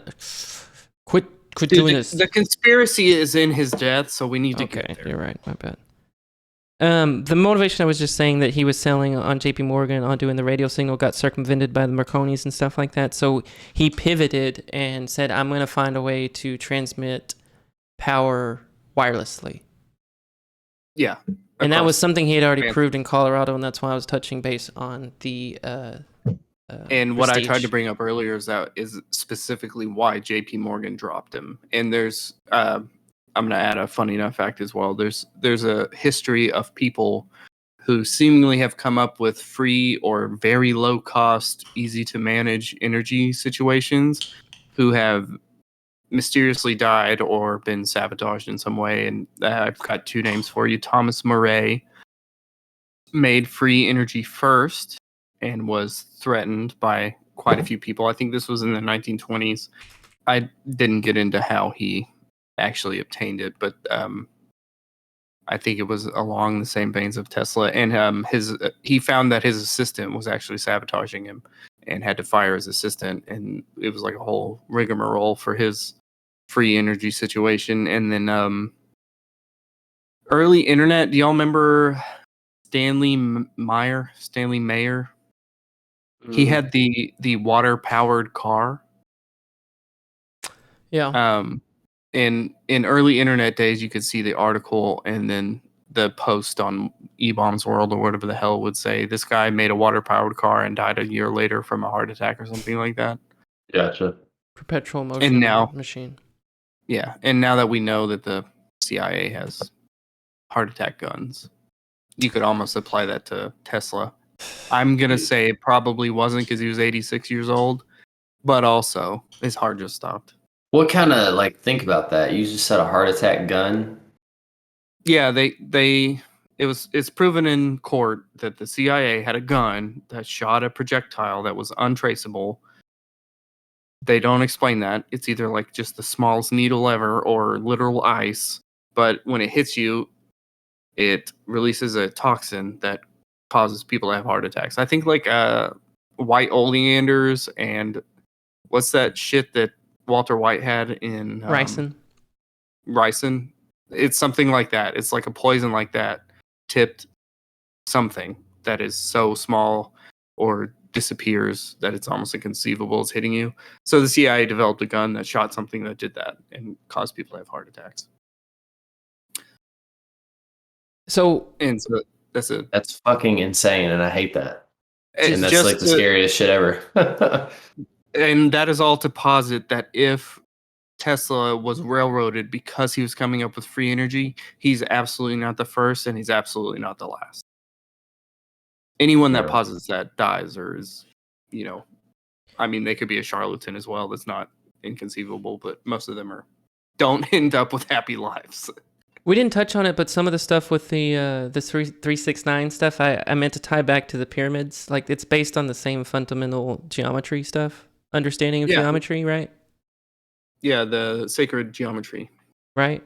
Yeah, no, his sacred geometry based on 369 does not sway far away from the same sacred geometry we got into surrounding Randall Carlson talking about ancient civilizations. It doesn't? Yeah, it's all basically the same math. That's my point. So if you're saying that there was an effort to suppress his knowledge, I'm saying that's the same reason that the ancient apocalypse stuff is being suppressed. Yeah, probably. Because I think Tesla taps into this technology that's based on geometry and just natural forces and free energy and just like it's free to everybody. All you have to do is learn how to turn your brain on and access this energy source. Like Tesla understood it. And now we really need to get into his death and the repercussions of that, because in the same manner that these cataclysmic events or theories of cycling civilizations have been demonized by mainstream science and kind of laughed at for years until now, where it's kind of come to the surface. I mean, sacred geometry is still kind of in the weeds about finding esoteric views on the internet, but in the same manner that they've been shunned from the community at large, ideas like free energy and stuff like that have been as well. And Tesla, to a large extent, even in his death, his files, the conspiracy with his death and his work being misplaced, we'll say. So right before that, there was just a list of things I was going to touch on real quick. The death ray we touched on. So he's pitching that to both sides. He's pitching that to the Americans and he's pitching it to the Soviet Union simultaneously during the Cold War. And during that, He's from Yugoslavia. Yeah. So he has ties to communist parties in Yugoslavia through his brother or cousin, And something like that. the country of Yugoslavia is like borderline, maybe not the governmental, but like the zeitgeist of the Yugoslavians is petitioning Tesla to move home and bring the death ray with him to protect them against Nazi Germany. Yeah, Because there was a huge fear of World War II. And they were trying to get him to move home and build the death ray and like make it work. there's a museum in Yugoslavia that we'll get to that's really weird. Like they won't let you view a lot of this stuff, but just so there's the death ray. He had ideas for like a flying machine that resembles a flying saucer. He had an earthquake machine where he could find the resonant frequency of a structure and tap into That was it. actually, yeah, that was on Mythbusters, and I thought that was one of the worst episodes. They built boots on motors, but like 30 of them, and put them on a bridge. And we're like, oh yeah, we can shake this mini bridge down. We're gonna build. And then they took metronomes and tried to set the metronomes to the resonant frequency of the bridge, and like filled the bridge with metronomes or something like that. And they were like, it's busted. And you're like, well, I don't think it is, because resonant frequency is real. You could take down a bridge with it. You just didn't find the fucking frequency. One of the stories is that he proved it like by almost collapsing his lab or something like that. So much that he set off what he called an earthquake. And when the police showed up to investigate, he's like told his lab people not to mention anything. And he told the authorities that it must have been an earthquake. He has no idea what happened. Yeah. He had a supersonic airship, so he had a concept for coming up with supersonic air travel. You could travel between the UK and the States in 3 hours. And the linchpin in his spaceship and his supersonic ship is the energy provided, and would have been what the free energy thing is, what the whole conspiracy of Nikola Tesla is, that he created free energy. That would have driven all of these inventions. Yeah, the supersonic airship would have had no fuel on board. It would have just been driven by these radio waves, these electronic waves that he was transmitting through towers. When we're saying the Wardenclyffe Tower is resembling the pyramids in sense that they're or electrical towers transmitting anyways, so there's that. He had ideas for creating artificial tidal waves that would wipe out naval fleets, so that would eliminate like the UK, to me, like they're the biggest naval fleet in the world, right? So it would wipe out their power and stuff like that. The point I'm trying to make is he had all of these ideas of creating free energy and like tools to wipe out the means of war and stuff like that. And the powers that be intervened and said, no, we're going down the path of war. We want the industrial military complex. We want the oil industry, not the battery, the electrical car. He had concepts for the Tesla. The Tesla car is named Tesla because he had the concept of the Tesla car back in 1901 or some shit like that. Yeah, the original. GM, Ford all had similar like AC motor driven cars back in the early 1900s, and all banded it for fossil fuel cars, combustion engines. Mm-hmm. Wow. To me, all of that is why he was being followed by the FBI and the CIA. I'm sorry. I don't disagree with you, but I'm going to play devil's advocate for just a hair in that the electric power car barrier has always been the storage of energy, which is incredibly difficult, especially for long periods of time. You can't store electricity for super long. I mean, like all your electrical equipment, maybe your computer, your Xbox or whatever, has capacitors in it that store power, but after like 2 days they're empty. And to scale that up makes it worse and worse. That's a science that hasn't been perfected yet, so that's the devil's advocate on the battery-powered car. In that, if you built one in the 40s, you would have to charge it every time you drove anywhere ever. You still have to charge them today. Yeah, but you can get 300 miles. I think back then it would Our battery like technology has advanced. fucking 3, yeah. Lithium-powered batteries didn't work then. So I think that was the roadblock in keeping those cars from coming to fruition. So perhaps you can negate that theory there.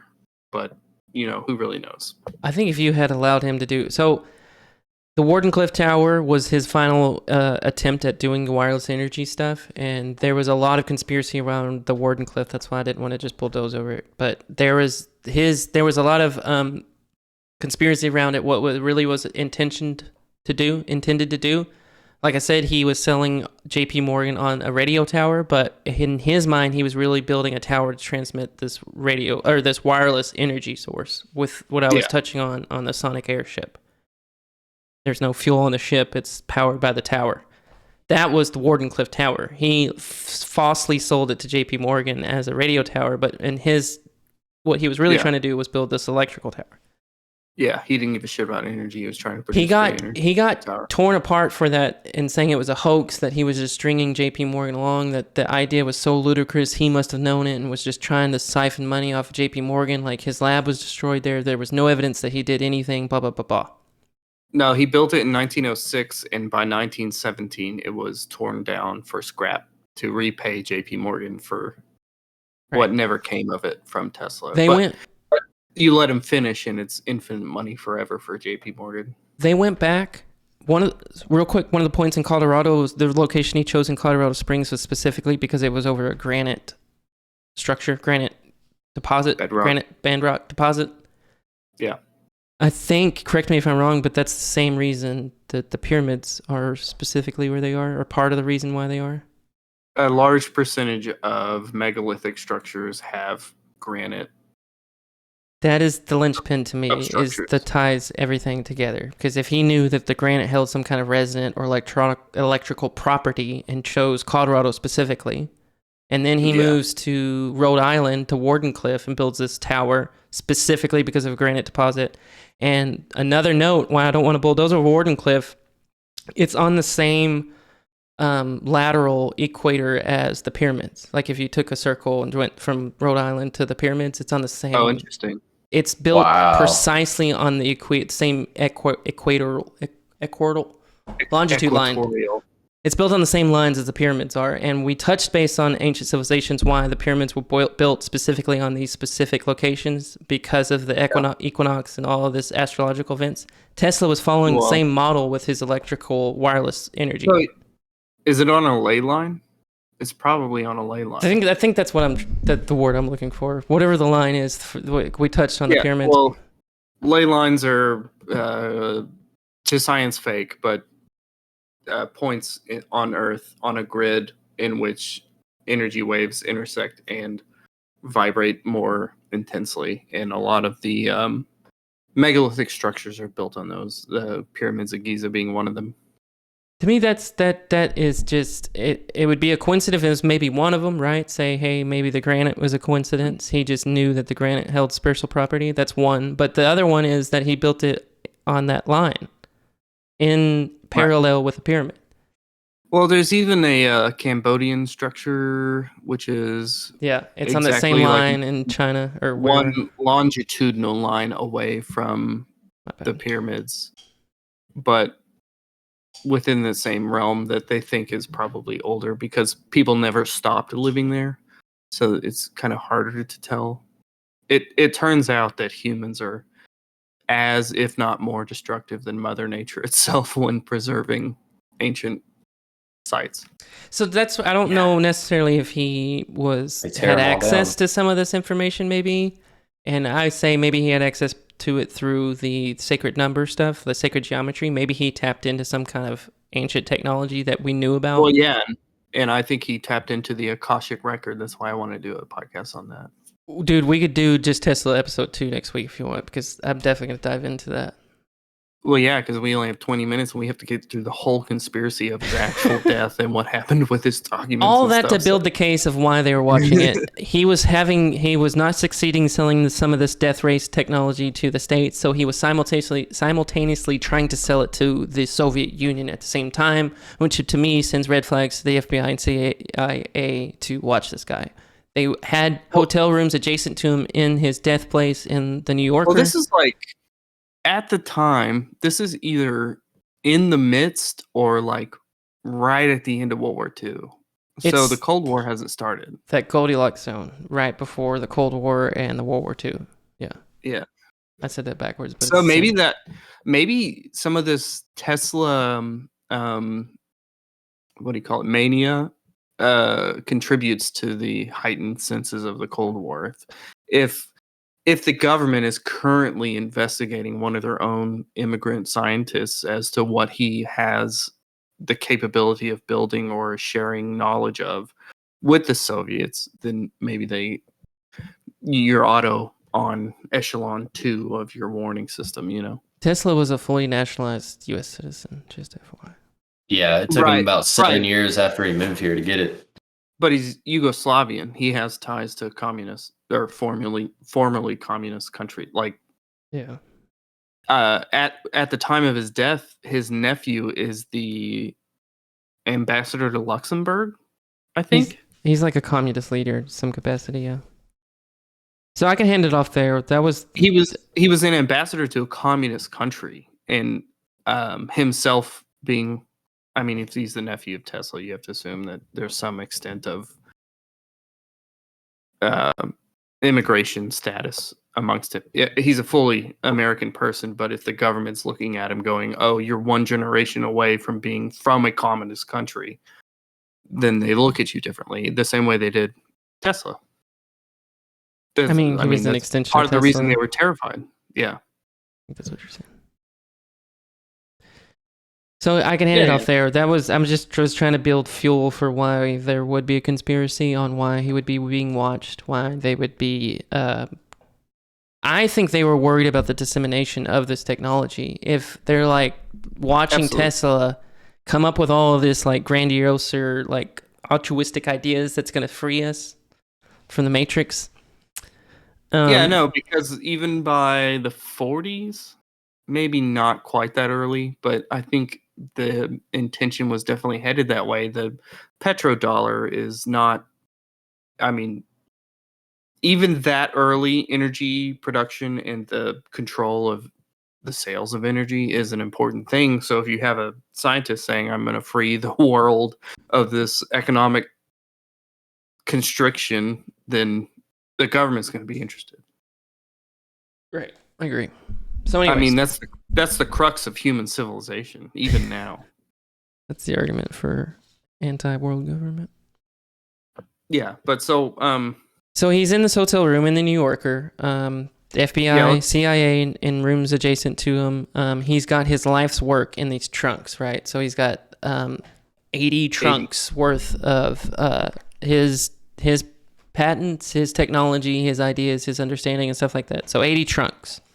yeah, when we say 80 trunks, they're like 3 by 2 by 2. They're like full fucking in this tiny 140 square foot. That's what I'm saying. Like, how the hell would he have all that? He carries a library with him, dog. Stacked it up. He gets the pigeons to take one paper at a time to his next hotel room. Do you remember the That was name like a of the long pigeon that he time. fell in love with? Did it ever give the name? No, I don't think it gave the name.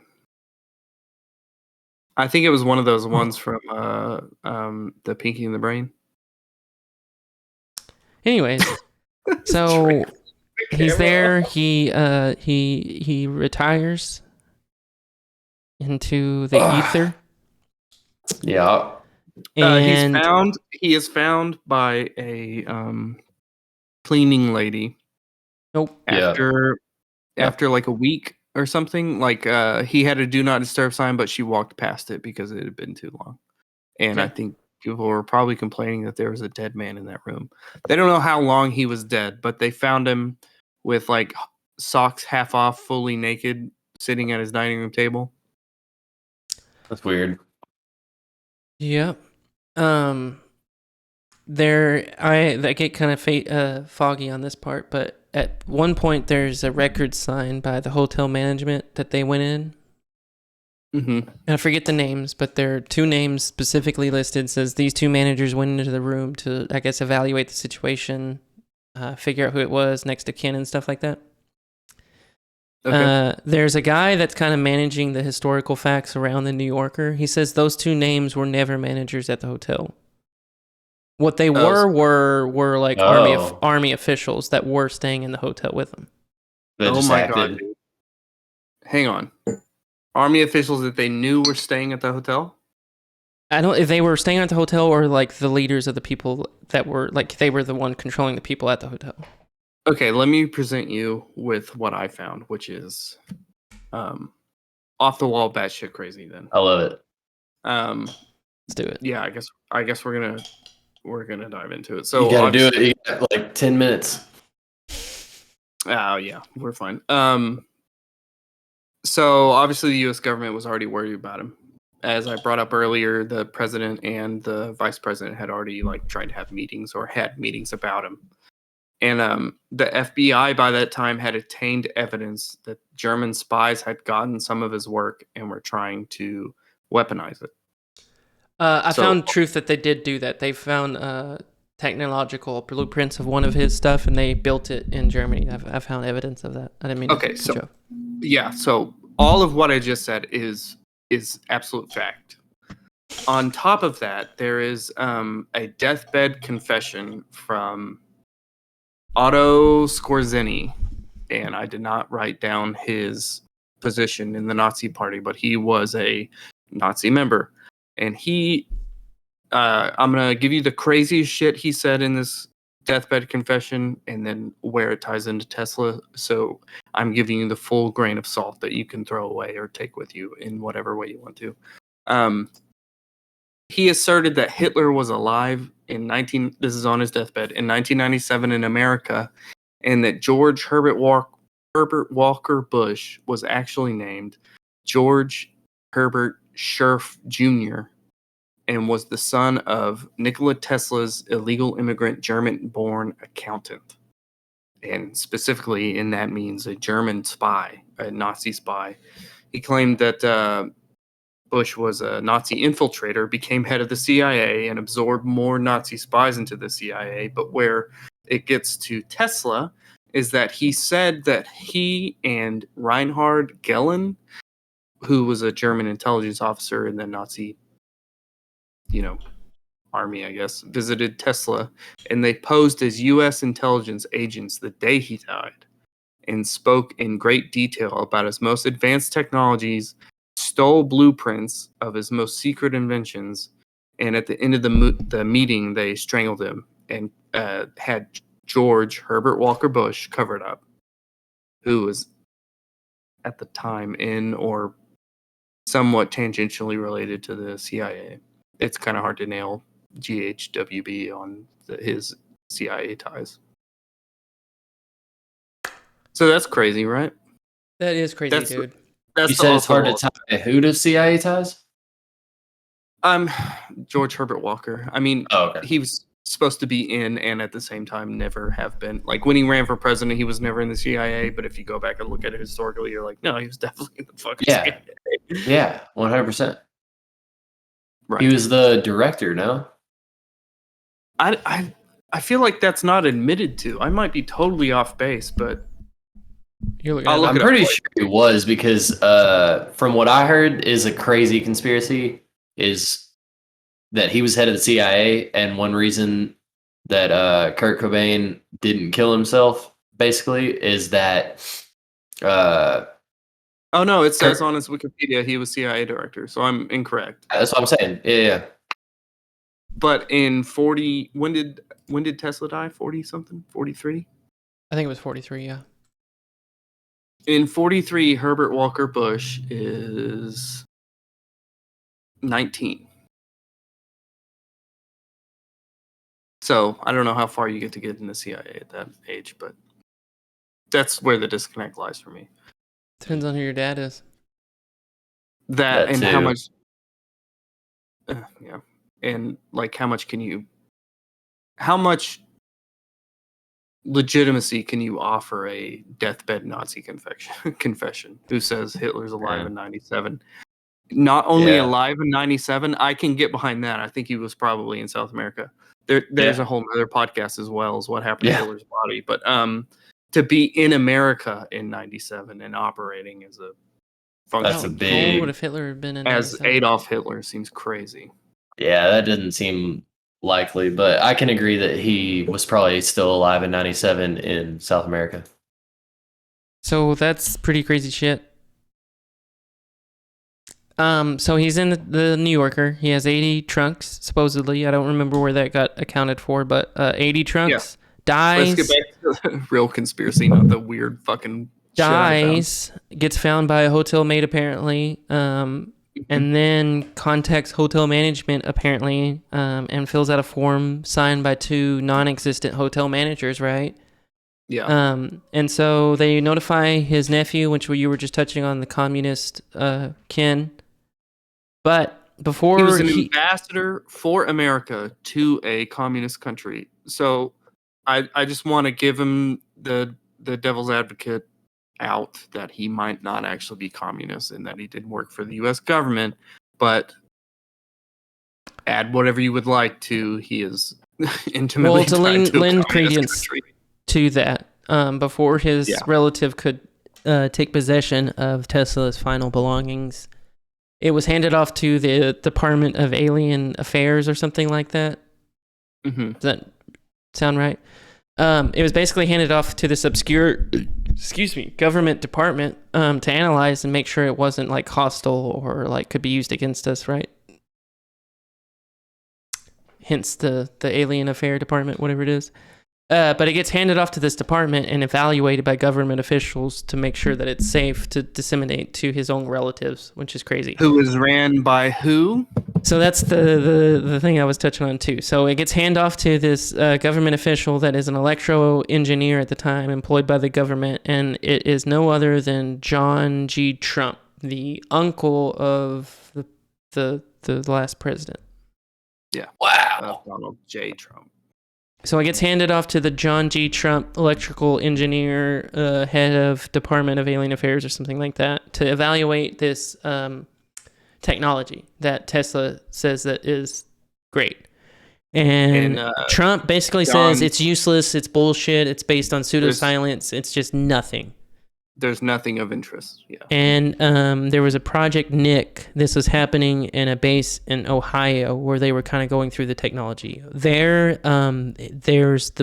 where the trunks go missing. So there was 80 trunks that were handed off to the government. When his relative came to pick up the stuff, he was handed 60 trunks. That's the conspiracy. They mailed it to him in Europe. After, and he knew after there were he died, 80. after the government went through it. Right, correct. Right, they went through it and sent it to him, and they sent 60, and he was like, there was 80, and they said, oh, we consolidated it and fully filled up all of these trunks to save ourselves money, I guess, or something. So they're claiming that they didn't keep anything, essentially. Yeah. Well, I think it's pretty evident that they say they went through everything and that it's bullshit. It's all pseudoscience. None of this is like founded on like actual modern science or something like that. Because I imagine there's like a lifetime's worth of information in these trunks. Stuff stemming over 60 years, and it's like, oh, that's outdated information. This wouldn't work under our modern understanding of physics and technology. But that is exactly what I would say if I knew I was going to keep it. To me, that's the whole fucking point, dude. You get all these industries that immediately pop up, like microchips and Apple and all these other industries that are popped up on this technology that was 100% Tesla's ideas. And I'm talking about remote control stuff. I'm talking about cell phones. I'm talking about electric cars. All of this stuff is Tesla that's coming of age 100 years later through a different... absolutely. From the consumer products, technologically, from... What year did he die? 43? 43. 40. Okay. From 43 to 53 even. Let's give it 1960. From 1943 to 1960 is like some of the most intense technological advancements, to the point where they're building like, this is what houses will look like in 10 years because technology has advanced so much. We're talking microwaves, we're talking toasters, we're talking refrigerators that function. We're talking like literally everything in your kitchen, basically.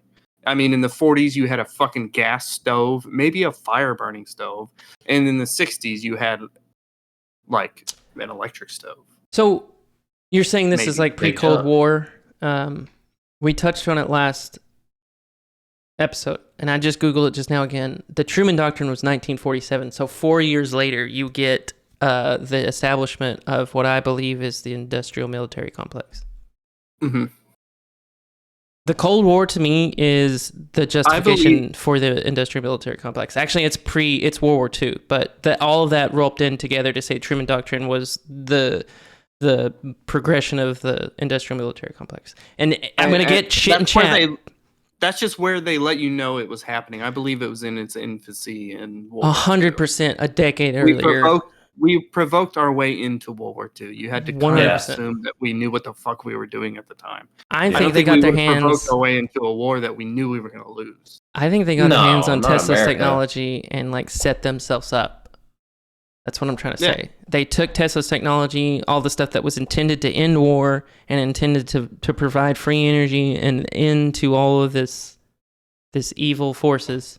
I say evil, but whatever. Killed them, took it, and made it. And they just completely, flipped it around to be the opposite thing, to say that it's the tool that they use to create the military-industrial complex. That's kind of the argument, the funny nut theory will take, that it was a conspiracy of a suppression of knowledge. Yeah. Well, and at 86, I mean, you could kill him and steal all his shit, and it would seem Dude, it's beyond just killing the one guy. It was a whole suppression of a train of science that just never got to be explored. And I'm tying it back to the Einstein and relativity stuff. Like, Tesla had a fundamental, different understanding of how space-time and all of that worked. And it was based on sacred geometry and all this shit. And then Einstein publishes his general relativity, and there's a war between those two. Like, this is contradiction to what I believe. And to me, that's another evidence that it just digresses. Okay. And so you took that back 2 or 3 episodes. I want to take it back like 5 or 6. When we start social media, if Tesla had a Facebook, he's not allowed to post on Facebook because people of his day thought he was fucking nuts. But we run our electrical grids off his technology. There's anything with a radio wave. So many. We're literally broadcasting live based on his ideas. I think that's fair to say. And so, to silence people that seem crazy is a mistake, and it's the same thing that ended up happening to Tesla, and that, like, who knows what happened to the last of his work. And I'll leave open the possibility that he was so eccentric that he actually was fucking nuts. He didn't have a death ray, he didn't have free energy, but he did create some good things earlier in life. I'll even grant that. But you don't get to silence that guy because he did create very important technologies. He had things that people didn't want to hear, mainly the people with power, and he said it anyways, and he won Niagara Falls or whatever the hell. And so you don't get to do that to people because, if you do that, you're going to stop a lot of people who don't deserve to be saying stuff online as far as their intellect. I mean, you say it about us, I don't give a shit. But you're also stopping the Nikola Teslas of the world. I mean, let's translate it to a current event. Apple is starting to take Twitter offline, which is like... what was the listed reason for that again? I'm sorry. They're just shooting Elon Musk in the ankle. No. What was Apple's justification for taking Twitter off? I don't know that they had one. It was like they don't align with our COVID misinformation policy or something like that. Yeah, and it's like we're out of the fucking COVID pandemic, dude. I can't remember my point on it. Just to say that the fact that they're saying that they're the police, that they get to get. You're right. It's your point. I'm saying. Just the more power you have, the more whatever you say is correct. Is the same entity that is hosting this open source communication can't be the same entity that moderates it, that polices it. To me, and I'm thinking that the people that should police it, and moderate it, are us, the people. If somebody posts bullshit, it gets downvoted and canceled. But to eliminate the possibility that they can post it to begin with, to me, is fundamentally... Yeah, no, it's the movie Minority Report. It's idiocracy, dude. It's you're gonna kill bullshit. People. It's a dictatorship. It's 1984. And this is how the last 5 minutes of every one of these fucking shows is gonna be. Because it's all tied together. It's all entwined. It's all evidence of some malicious force that's been going on for 100,000 years. I'm gonna stop. Yeah, and it was fun to pontificate on the altruistic ideas of Tesla. That's why this was such an interesting episode to research, is because He seemed like maybe you're a nut job, but also all your intentions are of the utmost quality. Like, Yeah. you're not trying Genuine. to be a charlatan, and if you are, you're the fucking worst one ever because you were so It's poor. evident how bad as a businessman he was. It's like the worst, the best leaders never wanted to be leaders, right? It's like he doesn't It's want to hard- be the ultimate Just to be a capitalist. scientist. He wants to be known for the guy that like freed the chains of the capitalist. I'm not saying no, capitalism is bad. I'm just saying. but I understand what you're saying. It's like it's hard to call someone a charlatan when they don't make any money off of it. Right, like to me, like Like, are why they would playing he another sell? game? What's going on? And most people don't even know about Tesla. He's not. Yeah, no, you're right. Absolutely. And I think Jeremy posted something earlier that he's not accredited in like most physics books or anything like that, even though he's like a progenitor of. That's what I was touching on when the model of the atom with Bohr and all that stuff. Yeah. He's the progenitor. He's the guy that like lectured to the guys that came up with the modern physics. And Yeah, he doesn't or, get like- credited for it because he had different views on the universe. I don't know. It's like someone said, "This is how electricity functions," and he went, "Oh my god, I can change the world with this." And then he's totally derailed by anyone who's trying to make money. It's off it. credence So to he's- Drake's initial argument that he was an alien. He's another messiah sent down from some higher plane. He to was. preach to Hey, us. They took him out. Drake. Absolutely, I have some extra time here. I can go to 9:15 if you want. Later, if you want. Tell me how he's an alien. This is the final minutes of this Nikola All Tesla right. show that we need. Explain Tesla's an alien to me, to my face. All right. What's So that? this is just a theory. This is nothing set in stone or fact. But I don't know. He could be an alien just with how smart he was, how he didn't give a fuck about money, and he was just so focused on science, basically. And the fact that he could speak 8 languages by the time he was a teen, his big ass head and his elongated skull and shit. Dude, I to tie mean- it back to the 369 stuff, the manifestation stuff, the muse, the war of art. I typed it when you were talking earlier. Einstein said it was a level of insanity to tap into that muse, that flow state, to like kind of tap into that higher level of consciousness where you disappear. You kind of like, it's like an out of body experience almost to me. And those flashes, he said he saw like signs from Martians. So like, what if he was He getting signals actually from also To me, that's he the aliens. he also claimed to have received a signal from off planet. I had something on that and- too. My bad. No, we totally skipped over this, but we're bringing it back with the alien shit, so I'm glad we're going a little bit over. He received, I think it was radio waves. But he said he received a 1, 2, 3 specifically, and it wasn't from the moon and it wasn't from the sun. And after extensive research, I have determined it was from Mars, and I feel a certain type of way about being the first human to detect communication from another planet. Are you saying It's you like- have a case for Tesla I'm- picking up radio I'm signals from Mars? Yes, I'm paraphrasing, but that's an actual quote. Oh, I thought you said you He personally. believed. No. He believed that Yeah. he received signals from Mars, like intelligent. Dude, there's stuff Dude, that he ties could to the have. ancient apocalypse stuff that the Like technology. Mars went to him. He heard Mars go, testing. Tesla, are you picking this up? Did Yeah. the seed grow? No, I was gonna Elon's say. next. I was gonna say, there's stuff that was tying the ancient apocalypse stuff to Venus. So it would be interesting to think that maybe it wasn't Mars, maybe it was Venus, and then he was picking No, up I think he signals. said not Mars, not the sun, not Venus, or not the moon, not the sun, not Venus, because in the 40s, Venus seemed like the most applicable planet for life other than Earth. I believe. Really? But It's After so you close said to the Venus- sun. after you Venus is Yeah, is it's Venus second yes. planet. Yes, Yeah. second. Venus Mercury, is the Venus. second planet. Yeah. Earth is the third rock from the sun. Yeah, so it's Mars, Venus, Earth, correct? No, it's I thought, Mercury. holy shit, Clayton! Mercury, Venus, Earth, Mars, Mars. Jupiter. Yes. it's closer to the sun, it'd be hotter. So Saturn. Hang on, what'd you just say? Do it again.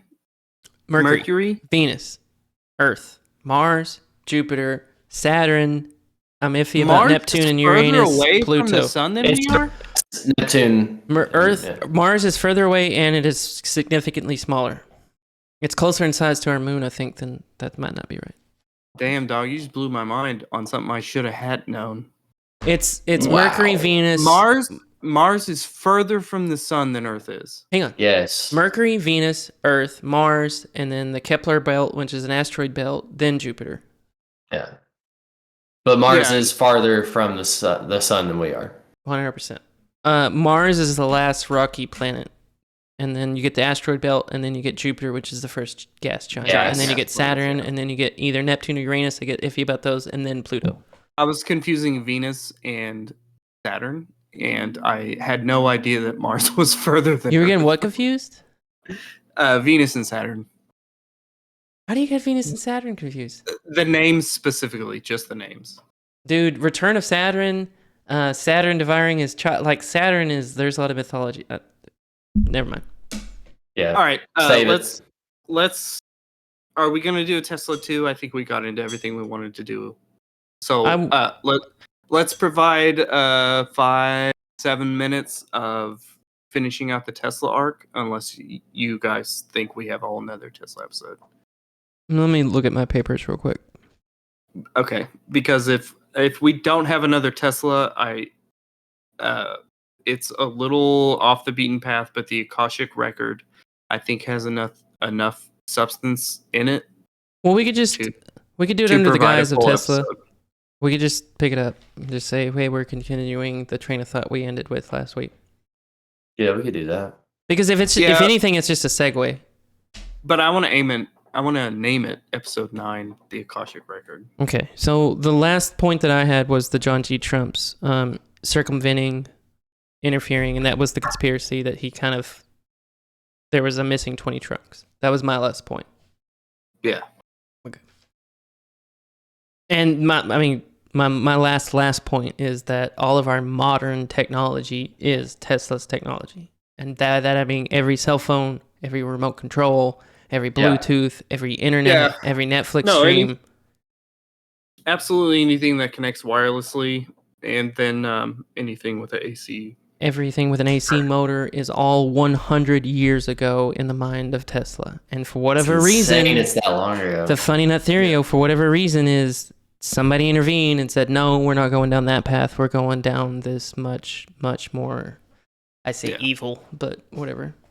And the real conspiracy therein is, did he actually do it? Or did he actually do it, and was he suppressed in doing so? Or was he... My research, no doubt it was suppressed. No doubt that there was a conspiracy. No doubt that he had this stuff and is now being vindicated. This stuff is all 100% true. That he was able to do this stuff. We talk about it too much, them specifically, but Graham Hancock and Randall Carlson were on the last Joe Rogan. We talked about it last episode. Joe Rogan experience. Yeah.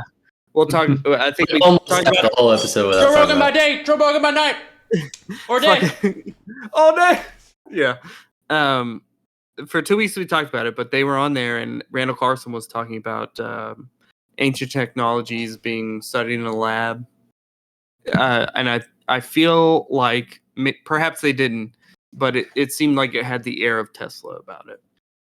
That's what I was trying to say earlier. Is that Tesla maybe tapped into what Graham's not leading enough credence to Tesla. Like maybe there's something that he just is withholding at this point, but I think Tesla tapped in on what Graham is just now discovering by way of the ancient technology. But it's all the same. Last funny nut fact, then we'll do plugs and we'll sign off. When I was looking into the Akashic record, are y'all cool talking about that next week? 100%. Yeah, it's cool. Okay. All right. Next week's episode is Akashic record. I dipped my toes in, and one of the people that was accredited with having tapped into this ethereal record had stated, most of them are like like That's So Raven type the future tellers. Where Have you watched like, Wednesday on Netflix? and then something happens? No, I haven't. But let me finish this Pretty point, awesome. and then we'll go back to Wednesday on Netflix. One of the people who had one of these premonitions had said that there is a library of knowledge, just like immense records underneath the left foot of the Sphinx in Egypt. This is one of the things that really drew me to this idea of the Akashic record. Anyways, he says there's a library under the left foot of the Sphinx in tunnels that have yet to be discovered beneath the pyramid that link the two, or that the Sphinx is laying on top of a series of tunnels that come from the Great Pyramid. And then I think it was like maybe 10, 15 years ago, someone did LiDAR on the ground around the Sphinx and found that there are, in fact, cavernous caves around the Sphinx, specifically under his left foot. But no one, Egypt is very protective about who gets to do what. So no one's gone. In. No one's been in that fucking tunnel. But blows my mind.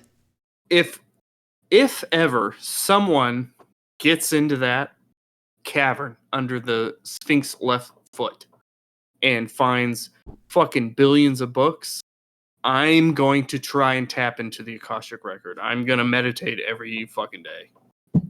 Because then I'll just be absolutely convinced that. So you're saying the Akashic record, actual scientific thing. You're saying the Akashic record, saying that it is there. I'm saying someone who is attributed with being tied in with the Akashic record said it was there. So and then they went and did LiDAR, and it is there. There is a room there. The Wardenclyffe Tower that Tesla built. Part of the stuff that was getting dismissed, I don't know if I said, but they said it was a siphon. He was just trying to get money out of JP Morgan. They went back and did LiDAR underneath the Warden Tower, and there are networks of tunnels that they dug into granite and that are like electrodes going into the earth. There's like a whole series of networks of tunnels that they went and did LiDAR, and then that's what... Oh, wow.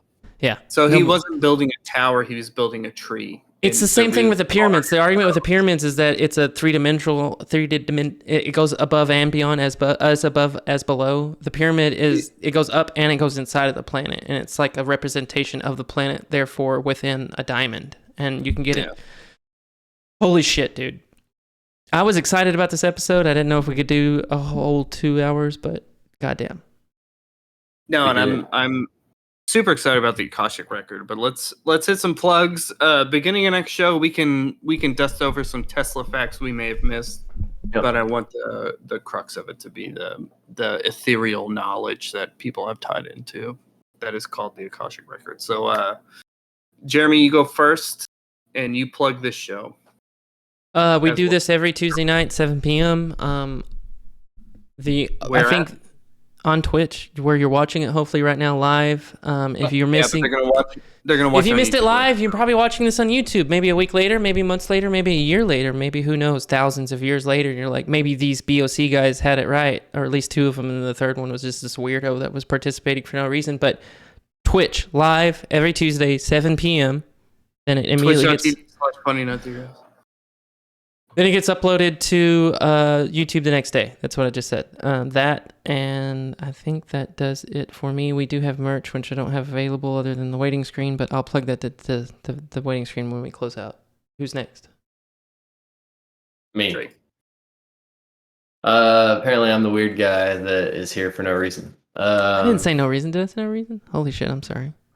No, I didn't take any offense. So you can find me... in St. Louis. In St. Louis, with a gun plug. All right, so I love that song, dude. Nelly goes hard. Yeah, you can find me on Twitch. Probably streaming tomorrow. Inked Beats, INKDBEATS, and then you can find that as well on Instagram and Twitter. I have a little YouTube page I'm creating, just little cool clips from video games I'm doing. So most of it's just Call of Duty, but hopefully I can branch out and make some other clips soon. And then if you want to jam some new music you haven't heard lately, my band Able Delilah has put out a new single recently. It's called Flavor. You can check that out wherever you get your music. And I'm done. So, I'm BOC Wasabi on Twitter, Instagram, TikTok. There is a YouTube channel. Don't follow that one. Follow The Rolling Third on YouTube, which is live every Sunday at what time does that start? 8 p.m. And if you follow that Patreon, it's like 6:30 or something like that. And then this show, yeah, like Jeremy said, every Tuesday. And merch store, which will soon be funnynutstudios.com. I think we got everything. Cool.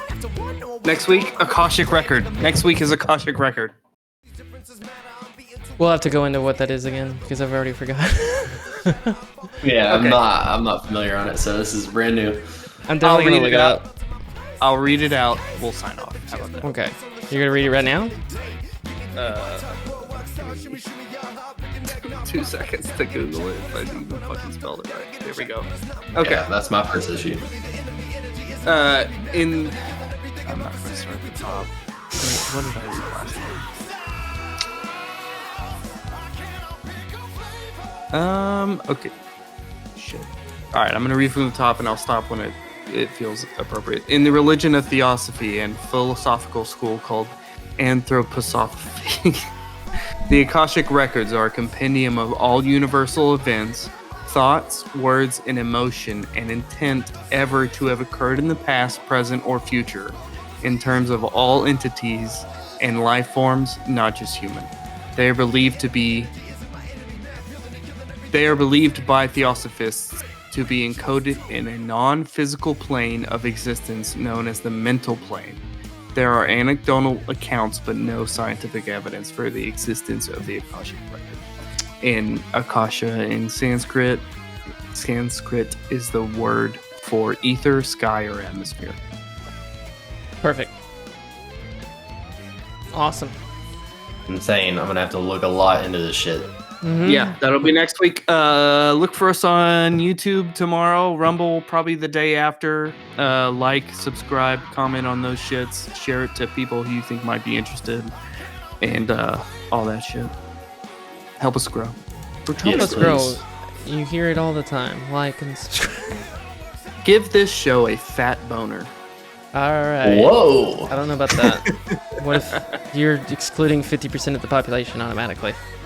An enlarged vulva. There. With that, we'll leave you until next week. Right? Everybody good? Cue in the music. later. You can't hear us talking. Bye. Bye, guys.